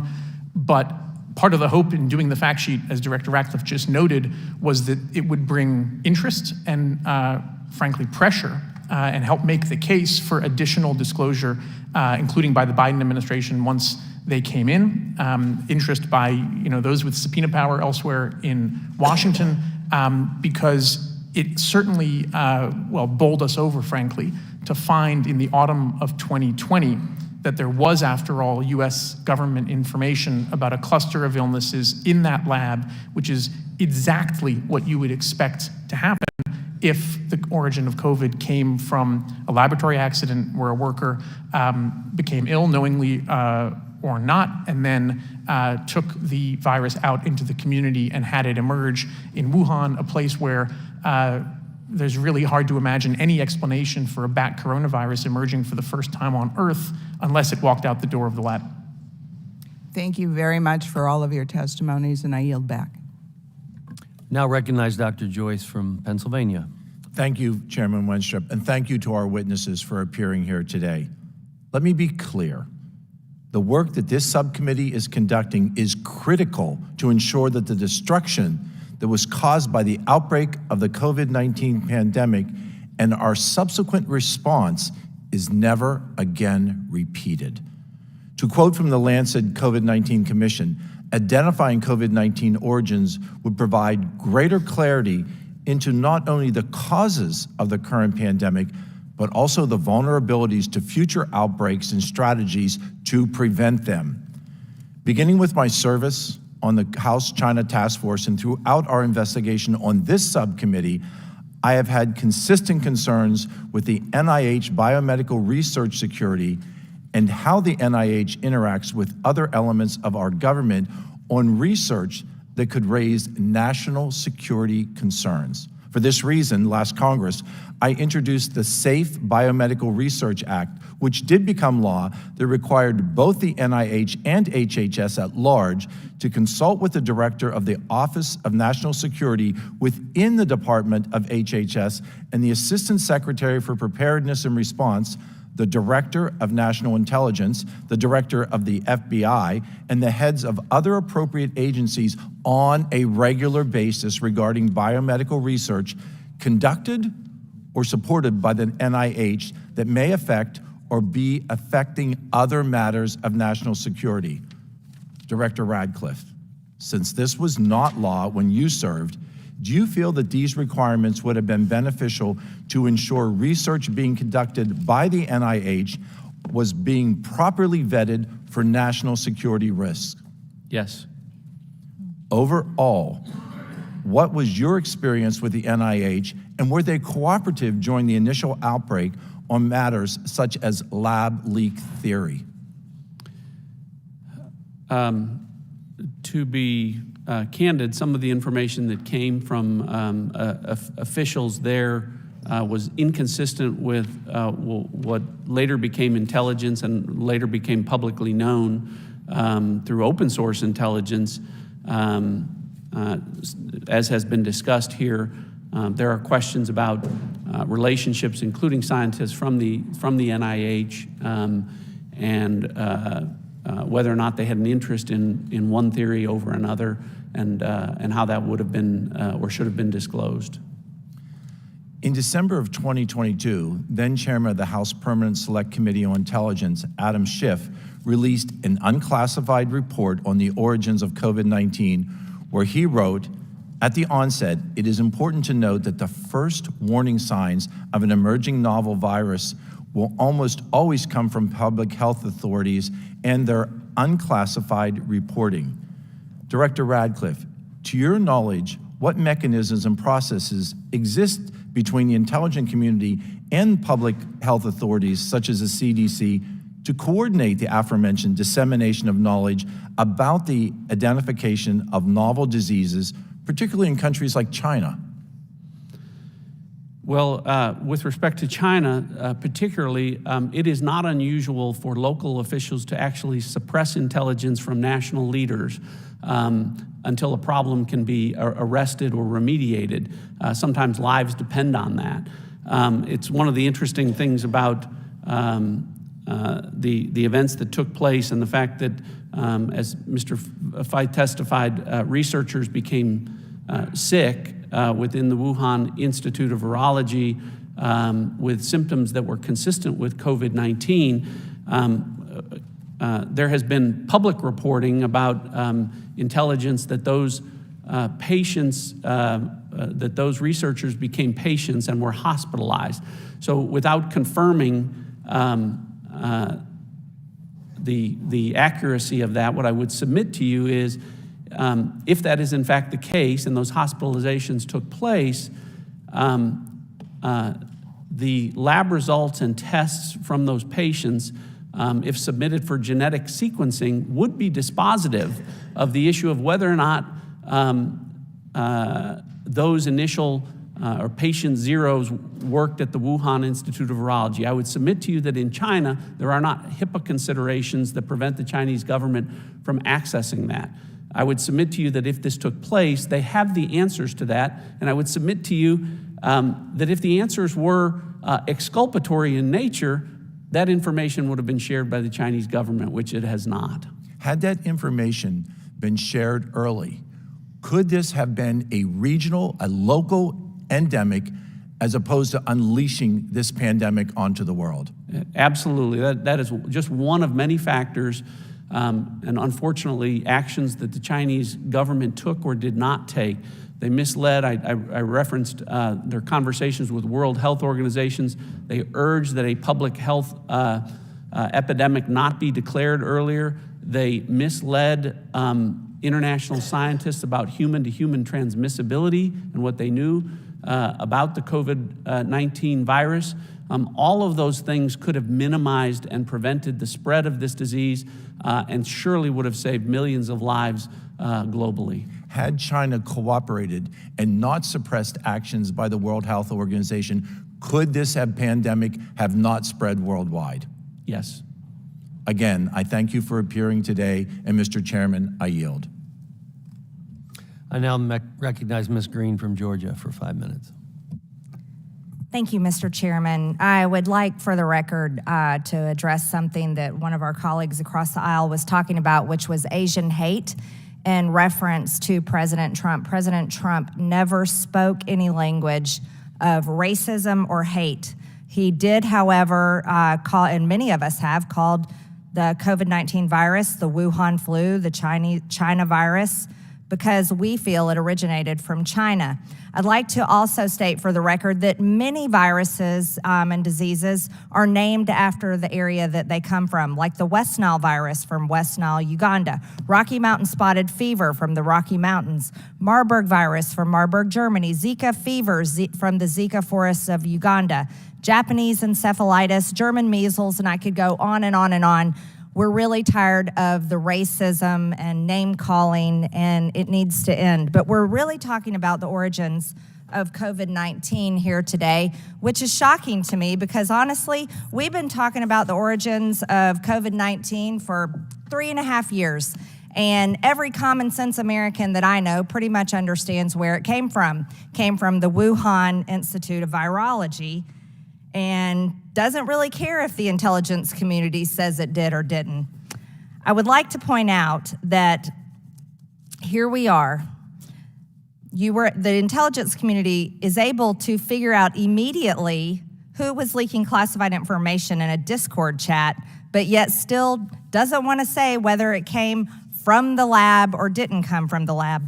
The intelligence communities seem to release or not release information based on how the information will affect the government that it seems to protect. Yet unfortunately, so many times, it doesn't release or not release the information, the people that it serves, and I'll remind everyone, is paid for by the taxpayers of America.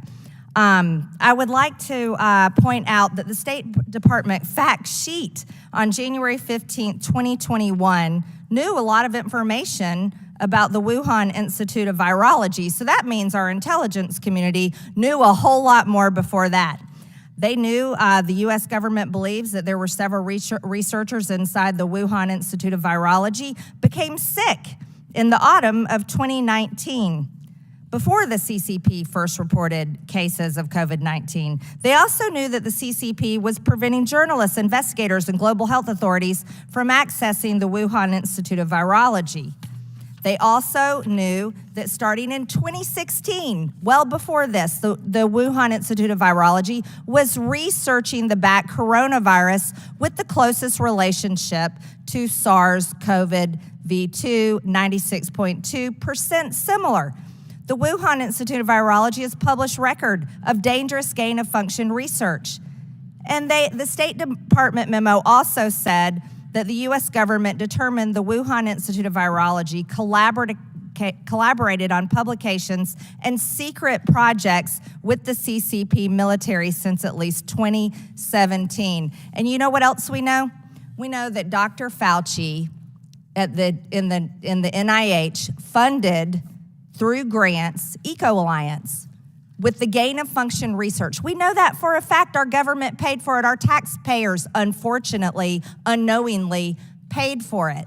So we know all this to be true, and we know it was going on at the Wuhan Institute of Virology. Mr. Lowenthal, with your dedication to being an analyst of information, why is it so hard to determine whether COVID-19 came from the Wuhan Institute of Virology or not?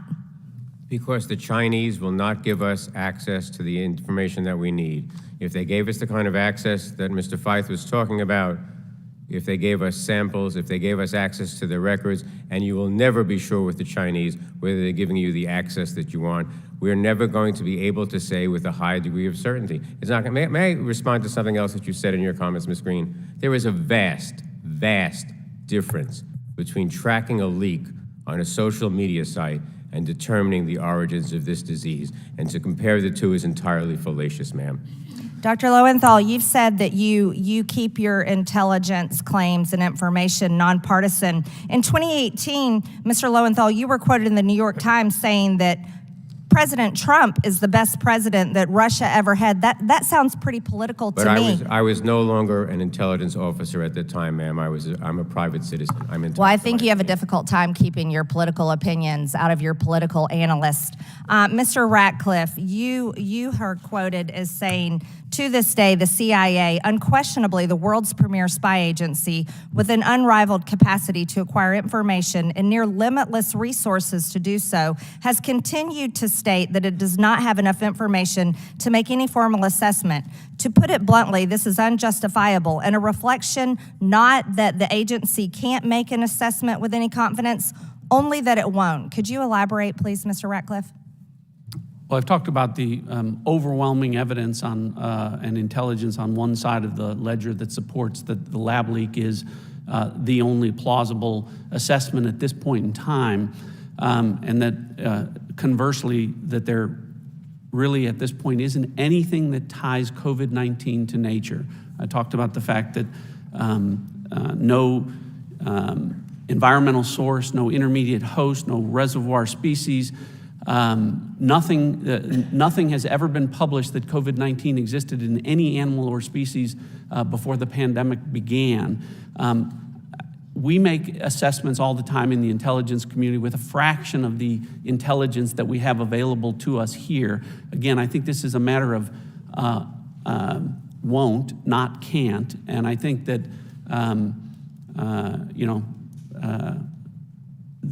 that it's unjustifiable when we're talking about 1 million Americans dead and as many as 10 or 15 million worldwide, and this contradiction that the current administration is taking through the intelligence community, and that you've heard here today, that we'll never know the answer to this unless the Chinese cooperate, is a contradiction with those that say our goal here is also to prevent a future pandemic. We'll never be able to prevent it if we don't get the answers that we need with respect to how this happened in the first place. Thank you, Mr. Ratcliffe. I think it's an issue of won't, not can't as well. And perhaps we need to look deeper into whether was China trying to sway possibly an election, a presidential election, or was it some type of bioweapon? I yield back. Thank you.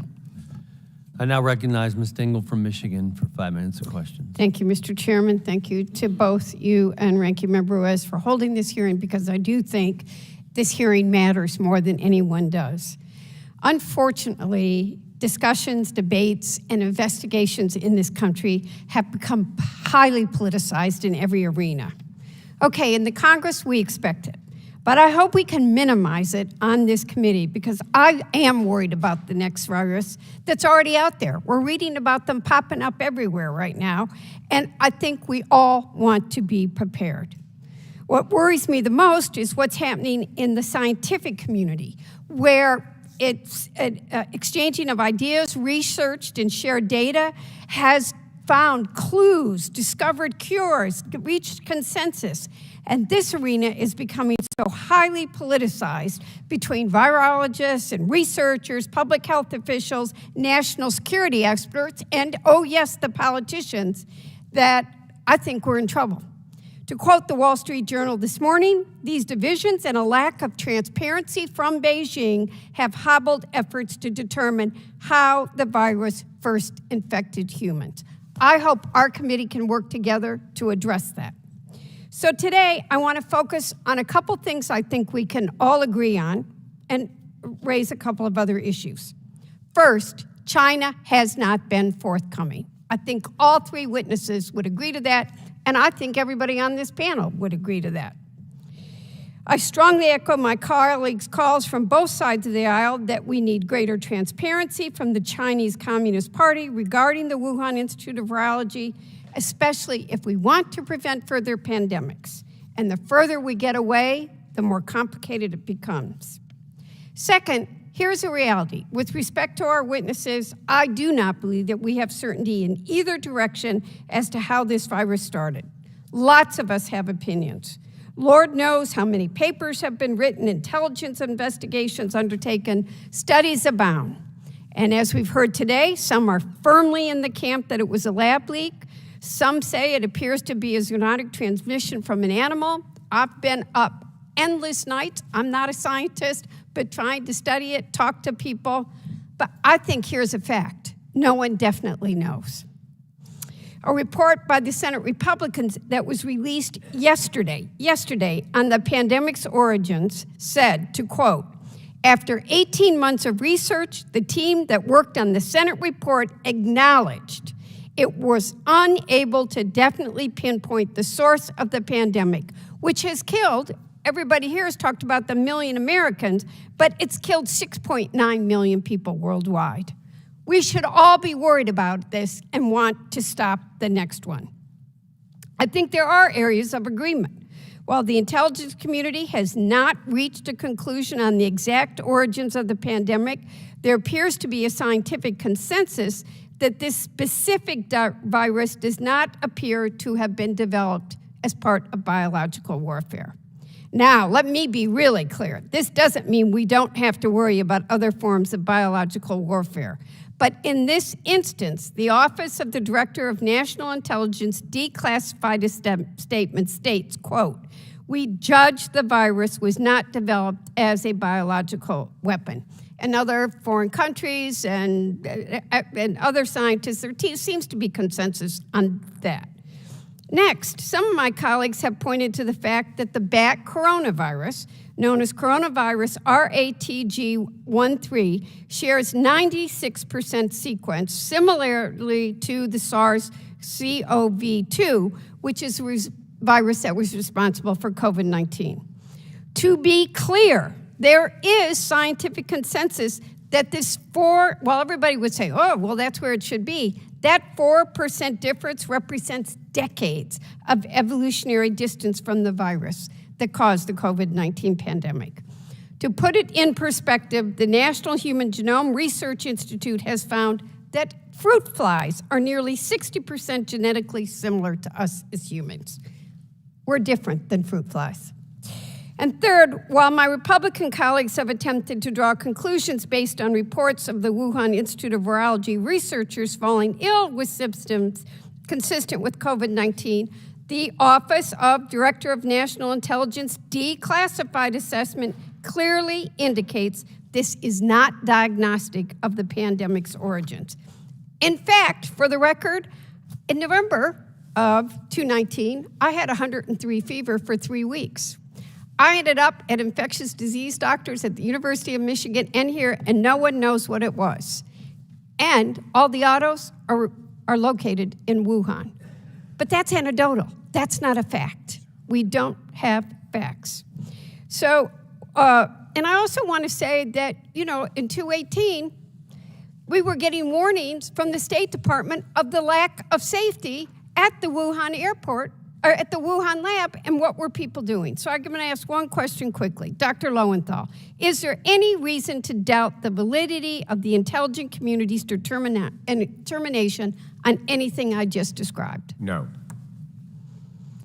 So I guess I'm going to have to conclude because I'm out of time. I could keep going, but I would like to submit both the declassified Office of the Director of National Intelligence Assessment and the peer review paper published by more than 20 leading virology researchers titled The Origins of the SARS-CoV-2, a critical review into the record. And I'd like to ask the chairman if he might ask his Republican colleagues on the Senate side if they would share their study for the members to read. Without objection, and the other is public.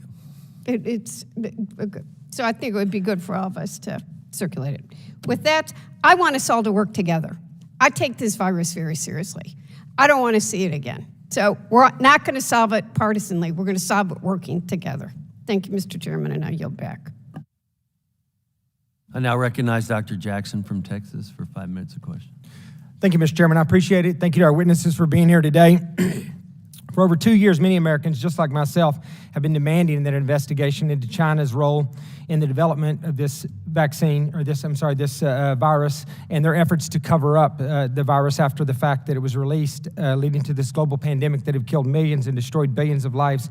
We've been demanding that for a while. I'm glad we're doing this now. I think we're way behind the power curve on this, but I just want to start off by saying, other than the Chinese government, the entities most aggressively trying to actively spread misinformation about the origins of COVID, trying to actually create and spread what they would have you believe was scientific evidence or scientific opinion, and I'm referring in particular to things like the proximal origins document, a document that was intended to provide fodder to harass, label, threaten, cancel, destroy anyone with any other opinion, specifically an opinion that this came from a lab, from the Wuhan lab in particular, an opinion that we know now was accurate.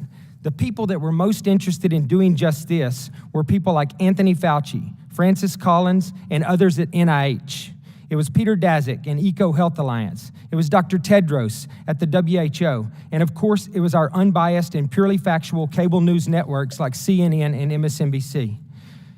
Director Ratcliffe, do you know if there were any instances of the U.S. intelligence agencies, did they share information, did they cooperate or collaborate with any of the entities that I've mentioned or the individuals that I've mentioned to either suppress or get out information that was contrary to what we're talking about today that we know to be the facts?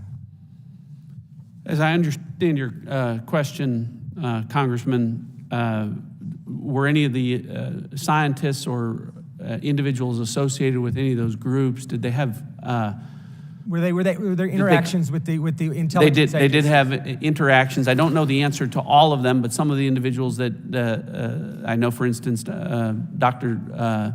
Peter Daszak, Dr. Farrar, Dr. Gary, I believe were all at some point in time briefing various entities or agencies within the intelligence community about about this virus. Well, one of the things I'm wondering is, like, we're looking back now and we're realizing that some of these intelligence agencies probably had enough information to make a solid determination that this most likely came from the lab in Wuhan as far back as a year or more ago.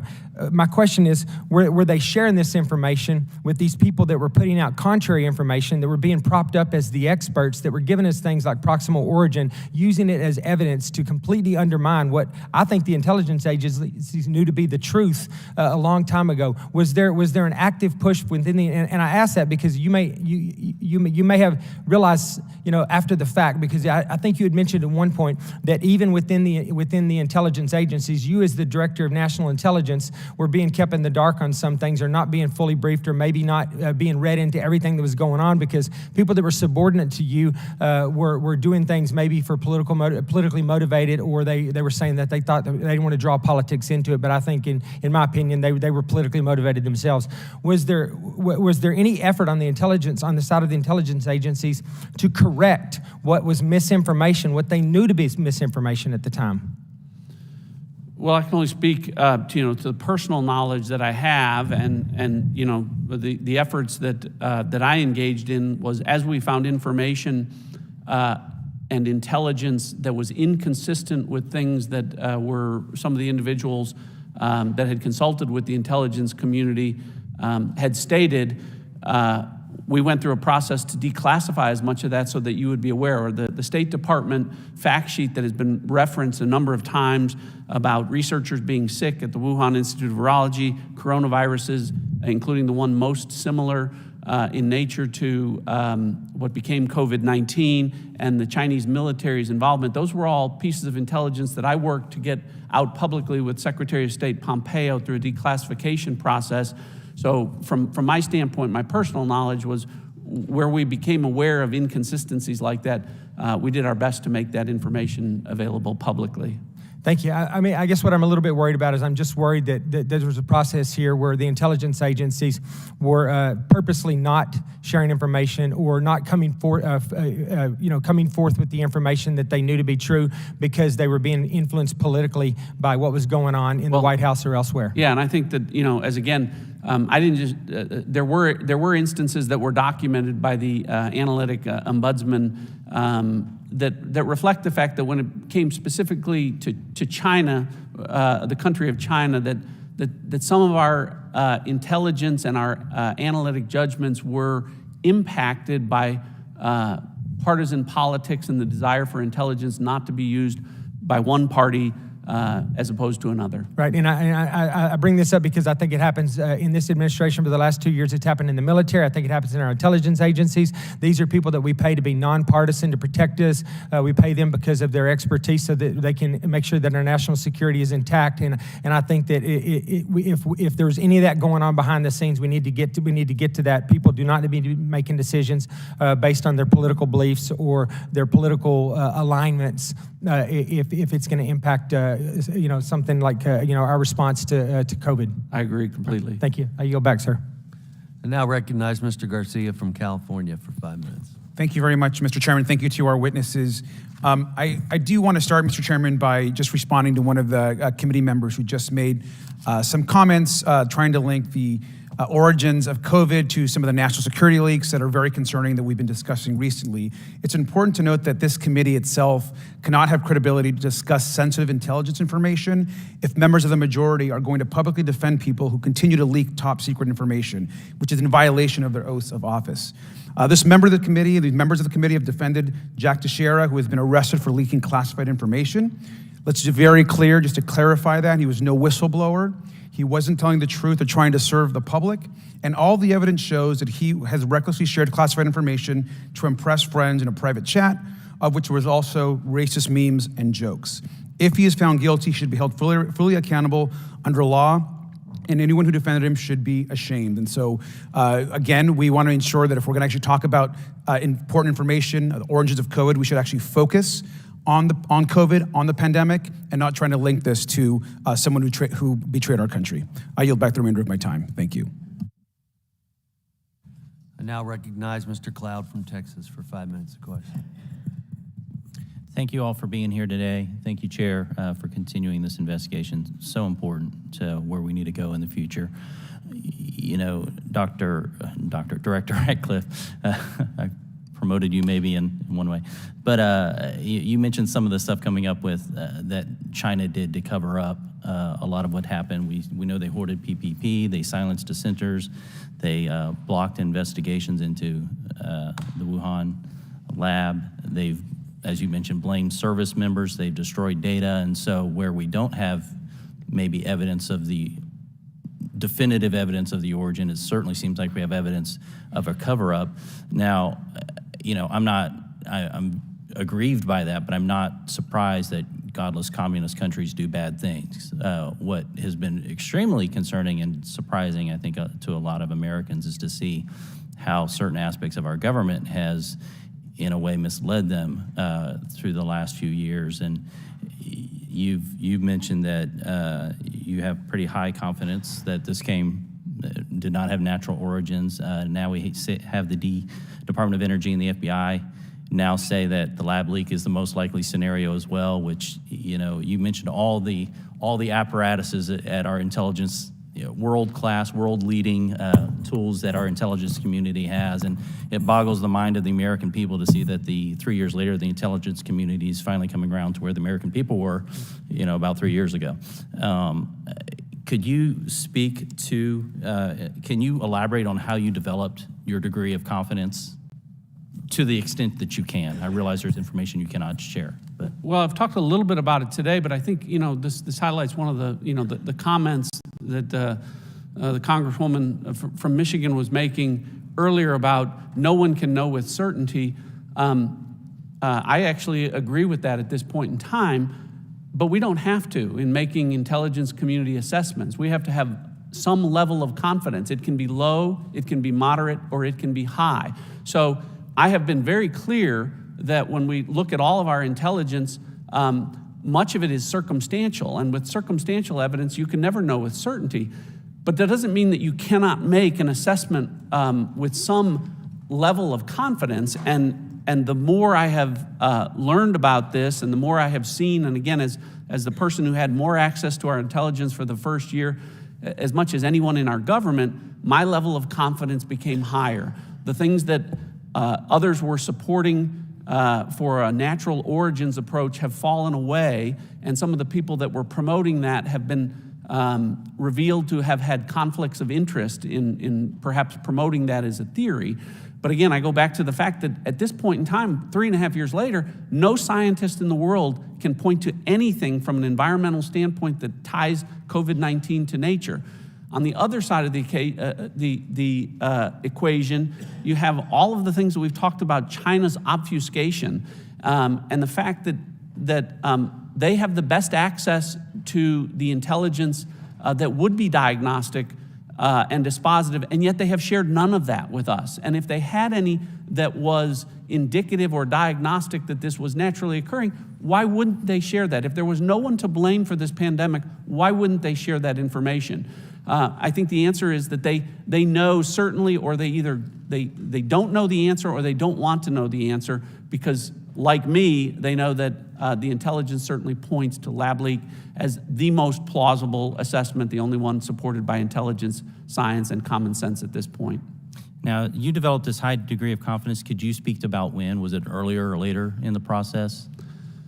When I became the Director of National Intelligence, I had seen the prior assessments. I had been a member of Congress on the intelligence community. I said, show me all of the intelligence that we have. And I was frankly surprised how little we had supporting natural origins, how much we had, circumstantial or otherwise, that supported the lab leak.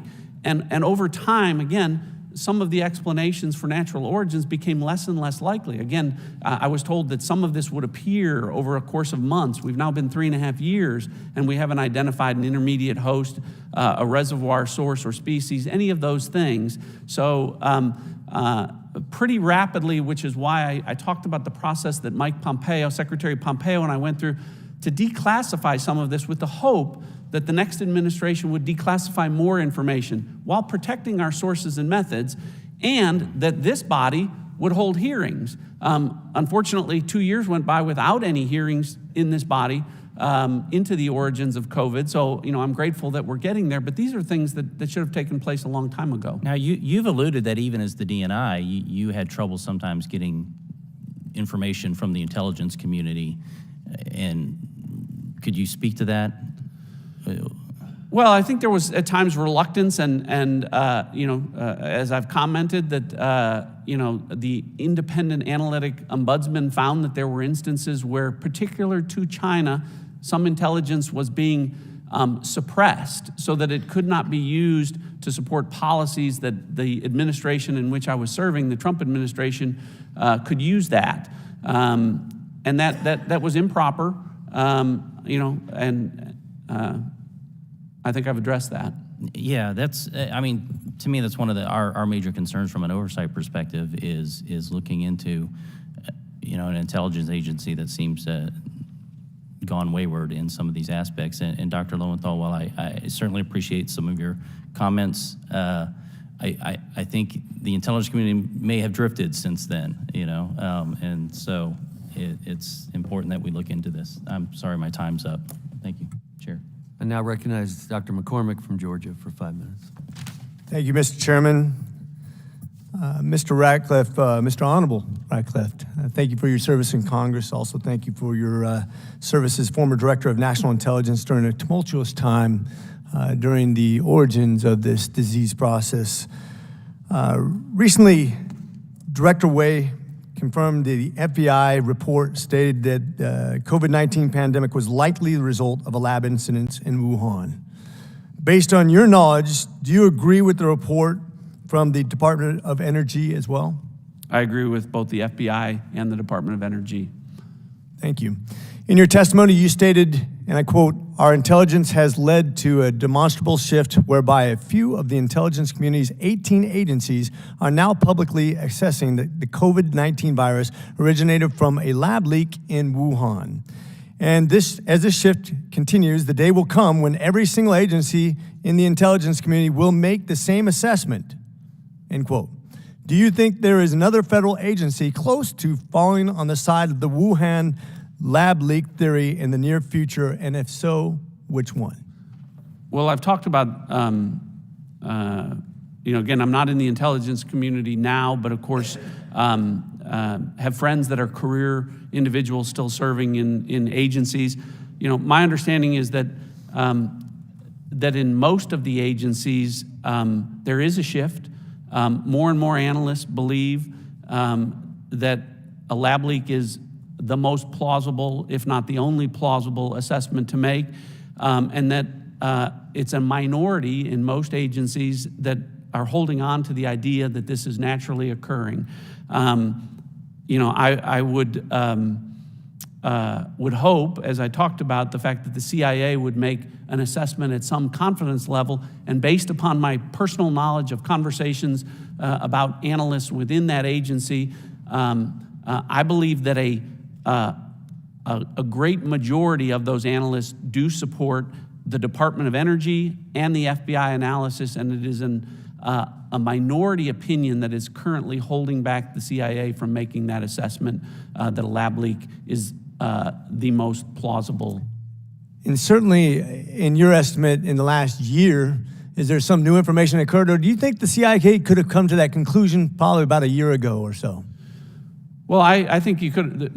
We certainly could have. All agencies within the United States intelligence community could have made an assessment at some confidence level a year ago on this in favor of a lab leak.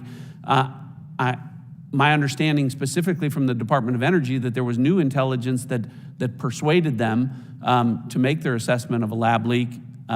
So new intelligence is always being gained, but again, from my standpoint, the more time that passes, the further we get without anything tying COVID-19 to nature. So I talked about no environmental source, no intermediate host, no reservoir species, none of that. It makes it less and less likely that this was a natural origin. I think as a physician of emergency medicine and as a scientist, I think I thoroughly agree with that assessment. And in fact, I think it could have been reached a long time ago, in my opinion. I think the fact that we're even having this conversation is absurd. It's very easy to identify whether there's animals in the wild that have or have not this disease. The fact that the Chinese have literally spent years and incredible efforts trying to obtain that information and have received zero information supporting one theory, whereas we know there is an incredible amount of evidence on the other side of that points to one thing, and that's a CCP cover-up. This unfortunately leads me to the conclusion that the efforts of this administration, Dr. Fauci, the WHO, and multiple bureaucracies are willfully or ignorantly colluding with the CCP. That's what bothers me. Director Ratcliffe, as you know, this committee was formed on the basis that we would seek the truth to create recommendations to face the future pandemics. With that being said, I have one last question for you. And in your opinion, what reason could the administration, public officials, and many of our federal agencies have for hiding the truth from the American people? And if you can't speak to that, what effect do you think this has on the American people's trust of their public health officials and the government? Well, I would say that China has been identified as our number one nation-state adversary. They've been described by the current administration as a strategic competitor, but our intelligence clearly tells us they are an adversary. Their public actions very clearly dictate that they are an adversary, and I think that the current administration, for whatever reason, has been reluctant to confront China on any number of issues or transgressions that have taken place publicly, from spying, a spy balloon that flew over the country, threats against legislators in this body from landing in Taiwan. The list is long, and there hasn't been an effort by the current administration other than to say we're not seeking conflict with China. And I think that has continued with respect to this issue into COVID origins. I agree with you. I don't think we can learn from this if we're not being honest. We can't prepare for the next pandemic if we're not being honest. We have obvious answers that we want to ignore. I think we've been biased. I think we have to really acknowledge this if we're going to prepare for the next virus, Mr. Chair. I think we cannot disallow that we've already had multiple viruses from animals in the past, but we're not doing what we need to prepare for with Wuhan leaks and disallowing gain of function. With that, I yield. I now recognize Mr. Moskowitz from Florida for 5 minutes of questions. Mr. Chairman, thank you. The American people deserve to know the origins of the COVID-19 virus. I happen to believe, based on the evidence that is available, that it's most likely that it came out of the lab than not. But for the families who lost loved ones to COVID, they don't have an answer. For the businesses that were shut down, they don't have an answer. For the folks in nursing homes who couldn't have their loved ones visit them, they don't have an answer. And I know all of this because I'm the only one in Congress who ran a COVID-19 response operation as the Director of Emergency Management for the state of Florida. I'm the only one who had to go to China to buy masks and buy nasal cannula oxygen and buy ventilators and having to buy viral media and universal media and having to get all of that stuff from around the world, competing with everybody but Antarctica, because this country was not prepared to take on a pandemic. Those families deserve to know. My dad, like some others, was diagnosed with cancer during COVID-19. We couldn't be with him in the hospital during treatment. Those families have a right to know. Students who weren't in school have a right to know.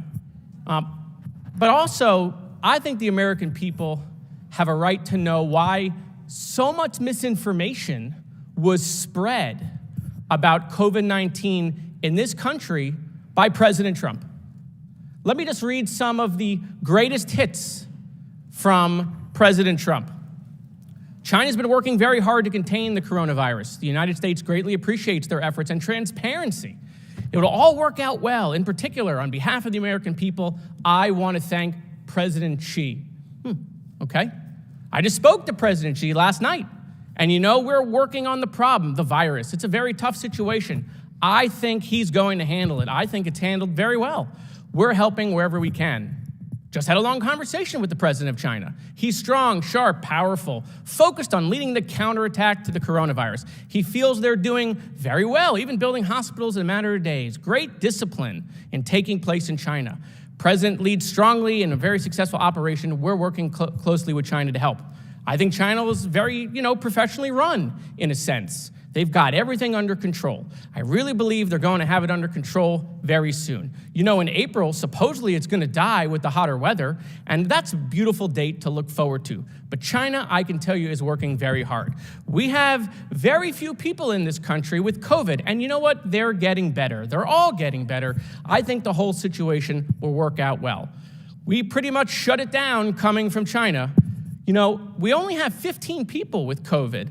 And, 15 within a couple of days, it's going to go down to 0. That's a pretty good job we've done.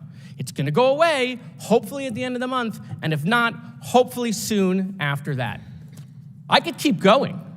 This goes on, and every day it goes on, there were more and more cases in this country.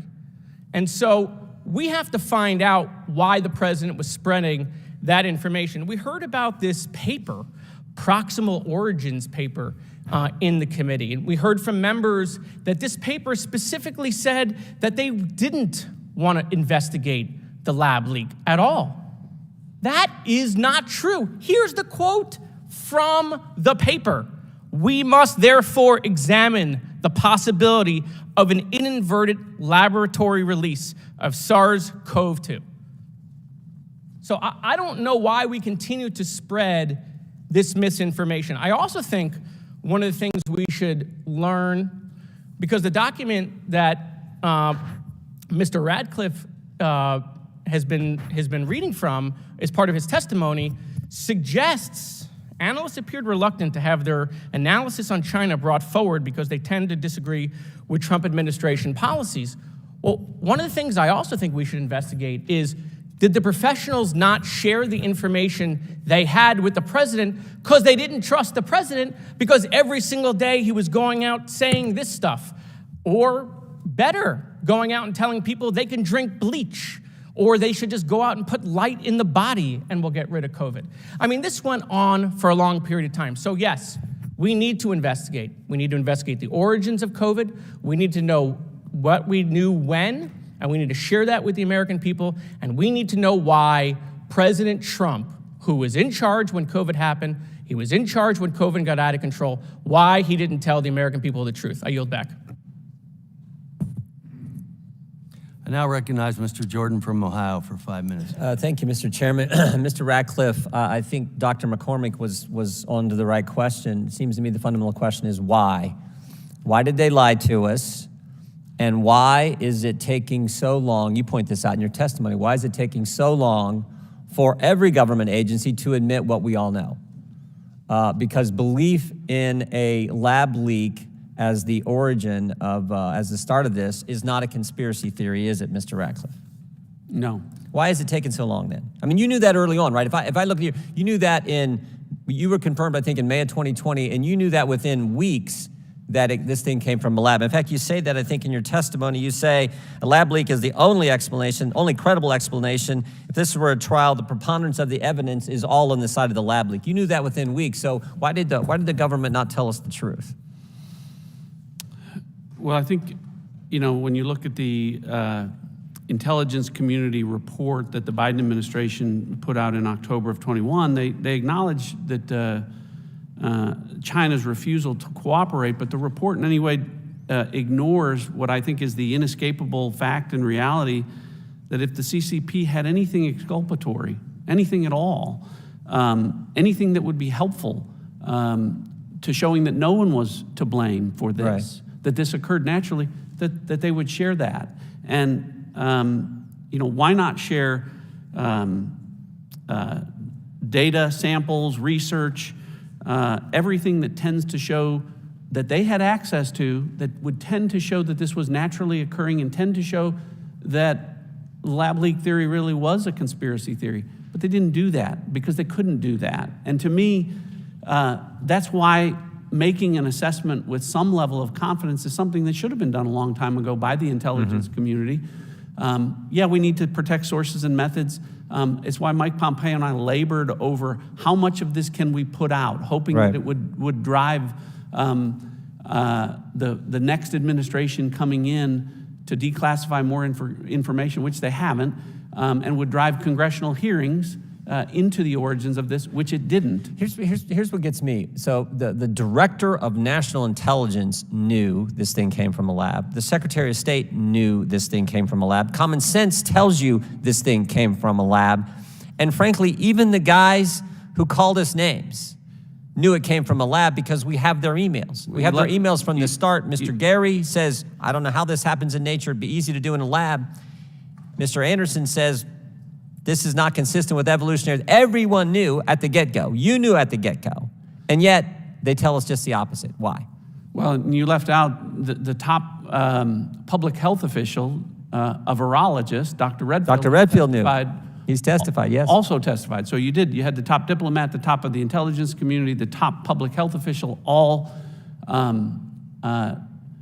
telling you with some confidence level that the most likely origin of this was a lab leak. And I think that, unfortunately for political reasons and political narratives, it was difficult.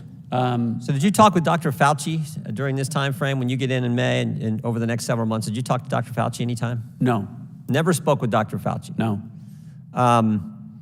Do you find that strange when he's out saying something directly contrary to the Secretary of State, to the Director of National Intelligence, and to the top virologist, Dr. Redfield, that Dr. Fauci wouldn't talk with you? Yeah, to be clear, there were folks within the coronavirus task force that were communicating, medical and scientific information to the intelligence community, not me directly, but none of that information was frankly consistent with what we've talked about, what the intelligence showed. Again, some of those individuals, to include Dr. Fauci, were promoting the idea that this was natural origins, and notwithstanding the language that was read, they were referring to it publicly as a conspiracy theory in certain conversations. Dr. Collins called us conspiracy interviews. theorists if you believed in the lab as the origin.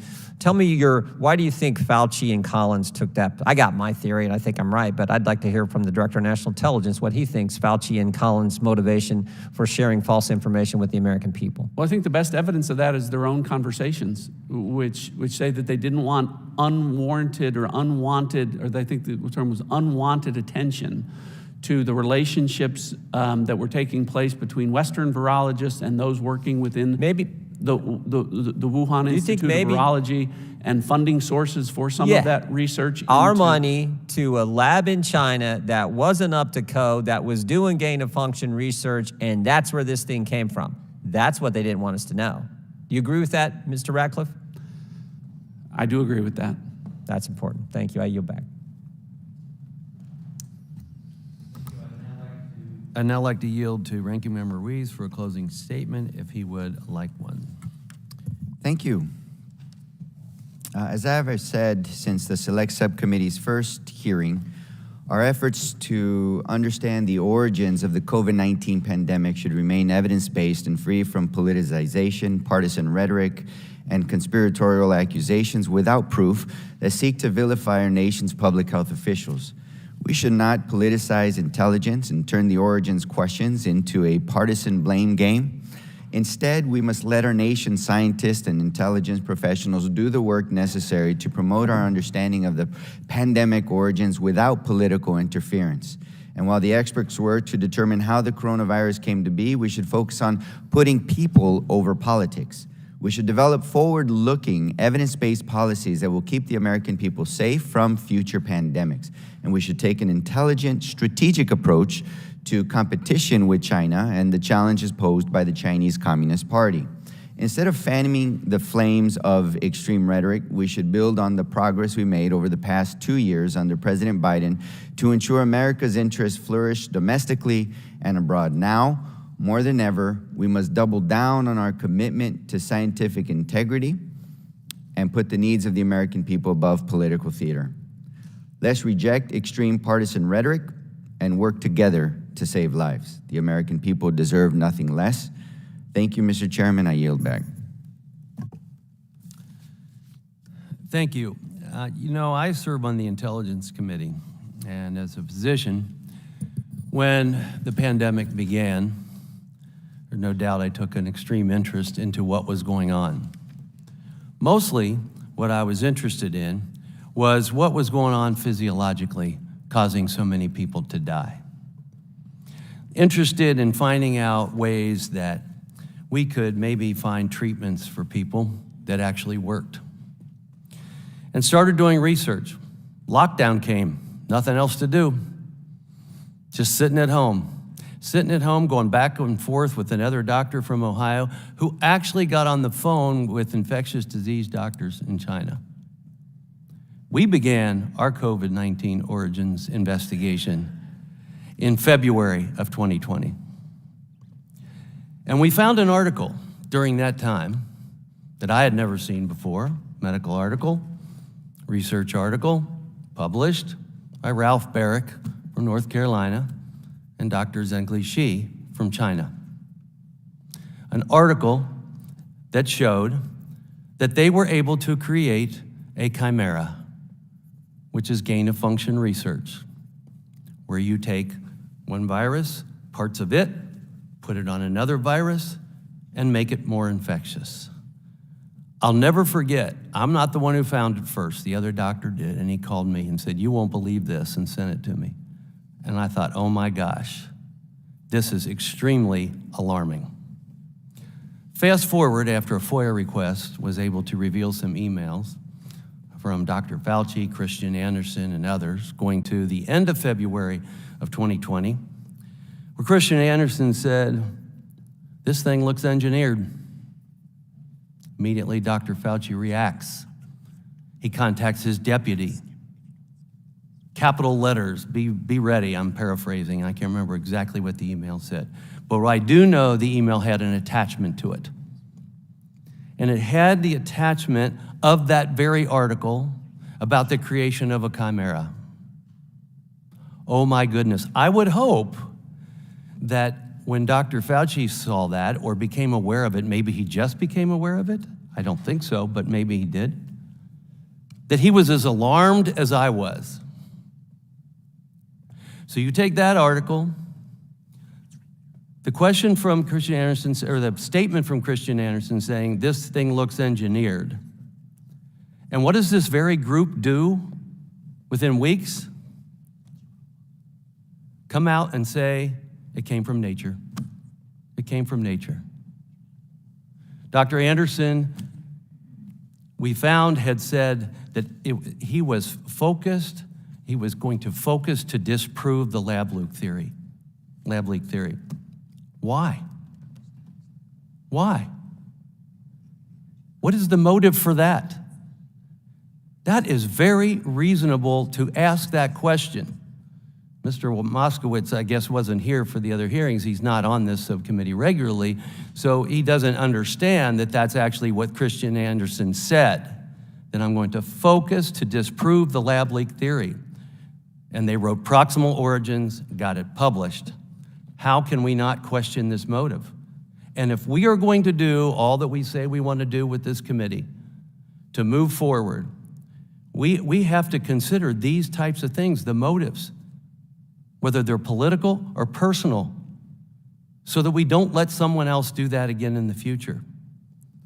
As I mentioned, I'm on Intelligence Committee, so I'm able to get intelligence that others weren't able to get. And under Chairman Schiff, there was an unwillingness to investigate this together. The good news is, in the Intelligence Committee, that rift is now gone, and we work together very well. But at that time, since there was two separate reports coming out of the Intelligence Committee in the House, Democrats reported, in their report, they concluded there was no need to search any further for the origins. What good would that do? Well, that's changed, fortunately, in this committee and across the entire Congress, and apparently with the President of the United States as well. And I'm glad he ordered the 98 Commission, but to date, I've seen less from the Commission than I've seen on my own work on the Intelligence Committee. And when I ask questions of some of the people from the IC, they tell me it's their policy not to answer my question. Dr. Lowenthal, you referenced it before. You know what the statute is. They cannot have that type of policy. And that's why we want to know more. And fortunately, I have been able to work through some of that to some degree with Director Haynes. And I give her credit for being open. But overall, let me just say this. I am grateful for this opportunity that we now have in the House. It's long overdue. And I'm grateful to Speaker McCarthy for putting this select subcommittee together. And I'm grateful for Dr. Ruiz. He's been a friend for a long time. We've worked on a lot of health issues together as physicians, and I believe that if we continue to work together, we can produce a product. You know, the pain of this pandemic, in one way or another, has understandably evoked emotions from everyone on this committee and everyone in Congress and everyone across America. But at the end of the day, I do believe we can and we must produce a product of truth and accountability. And I'll keep repeating what I'm after. I want us to be able to predict a pandemic, prepare for a pandemic, protect ourselves from a pandemic, and prevent a pandemic if we can. And with that, I yield back. Where's my closer? I want to thank all of you for being here today and for being witnesses for us. I greatly appreciate what you have done and what you have said and participated. And with that, this meeting is adjourned.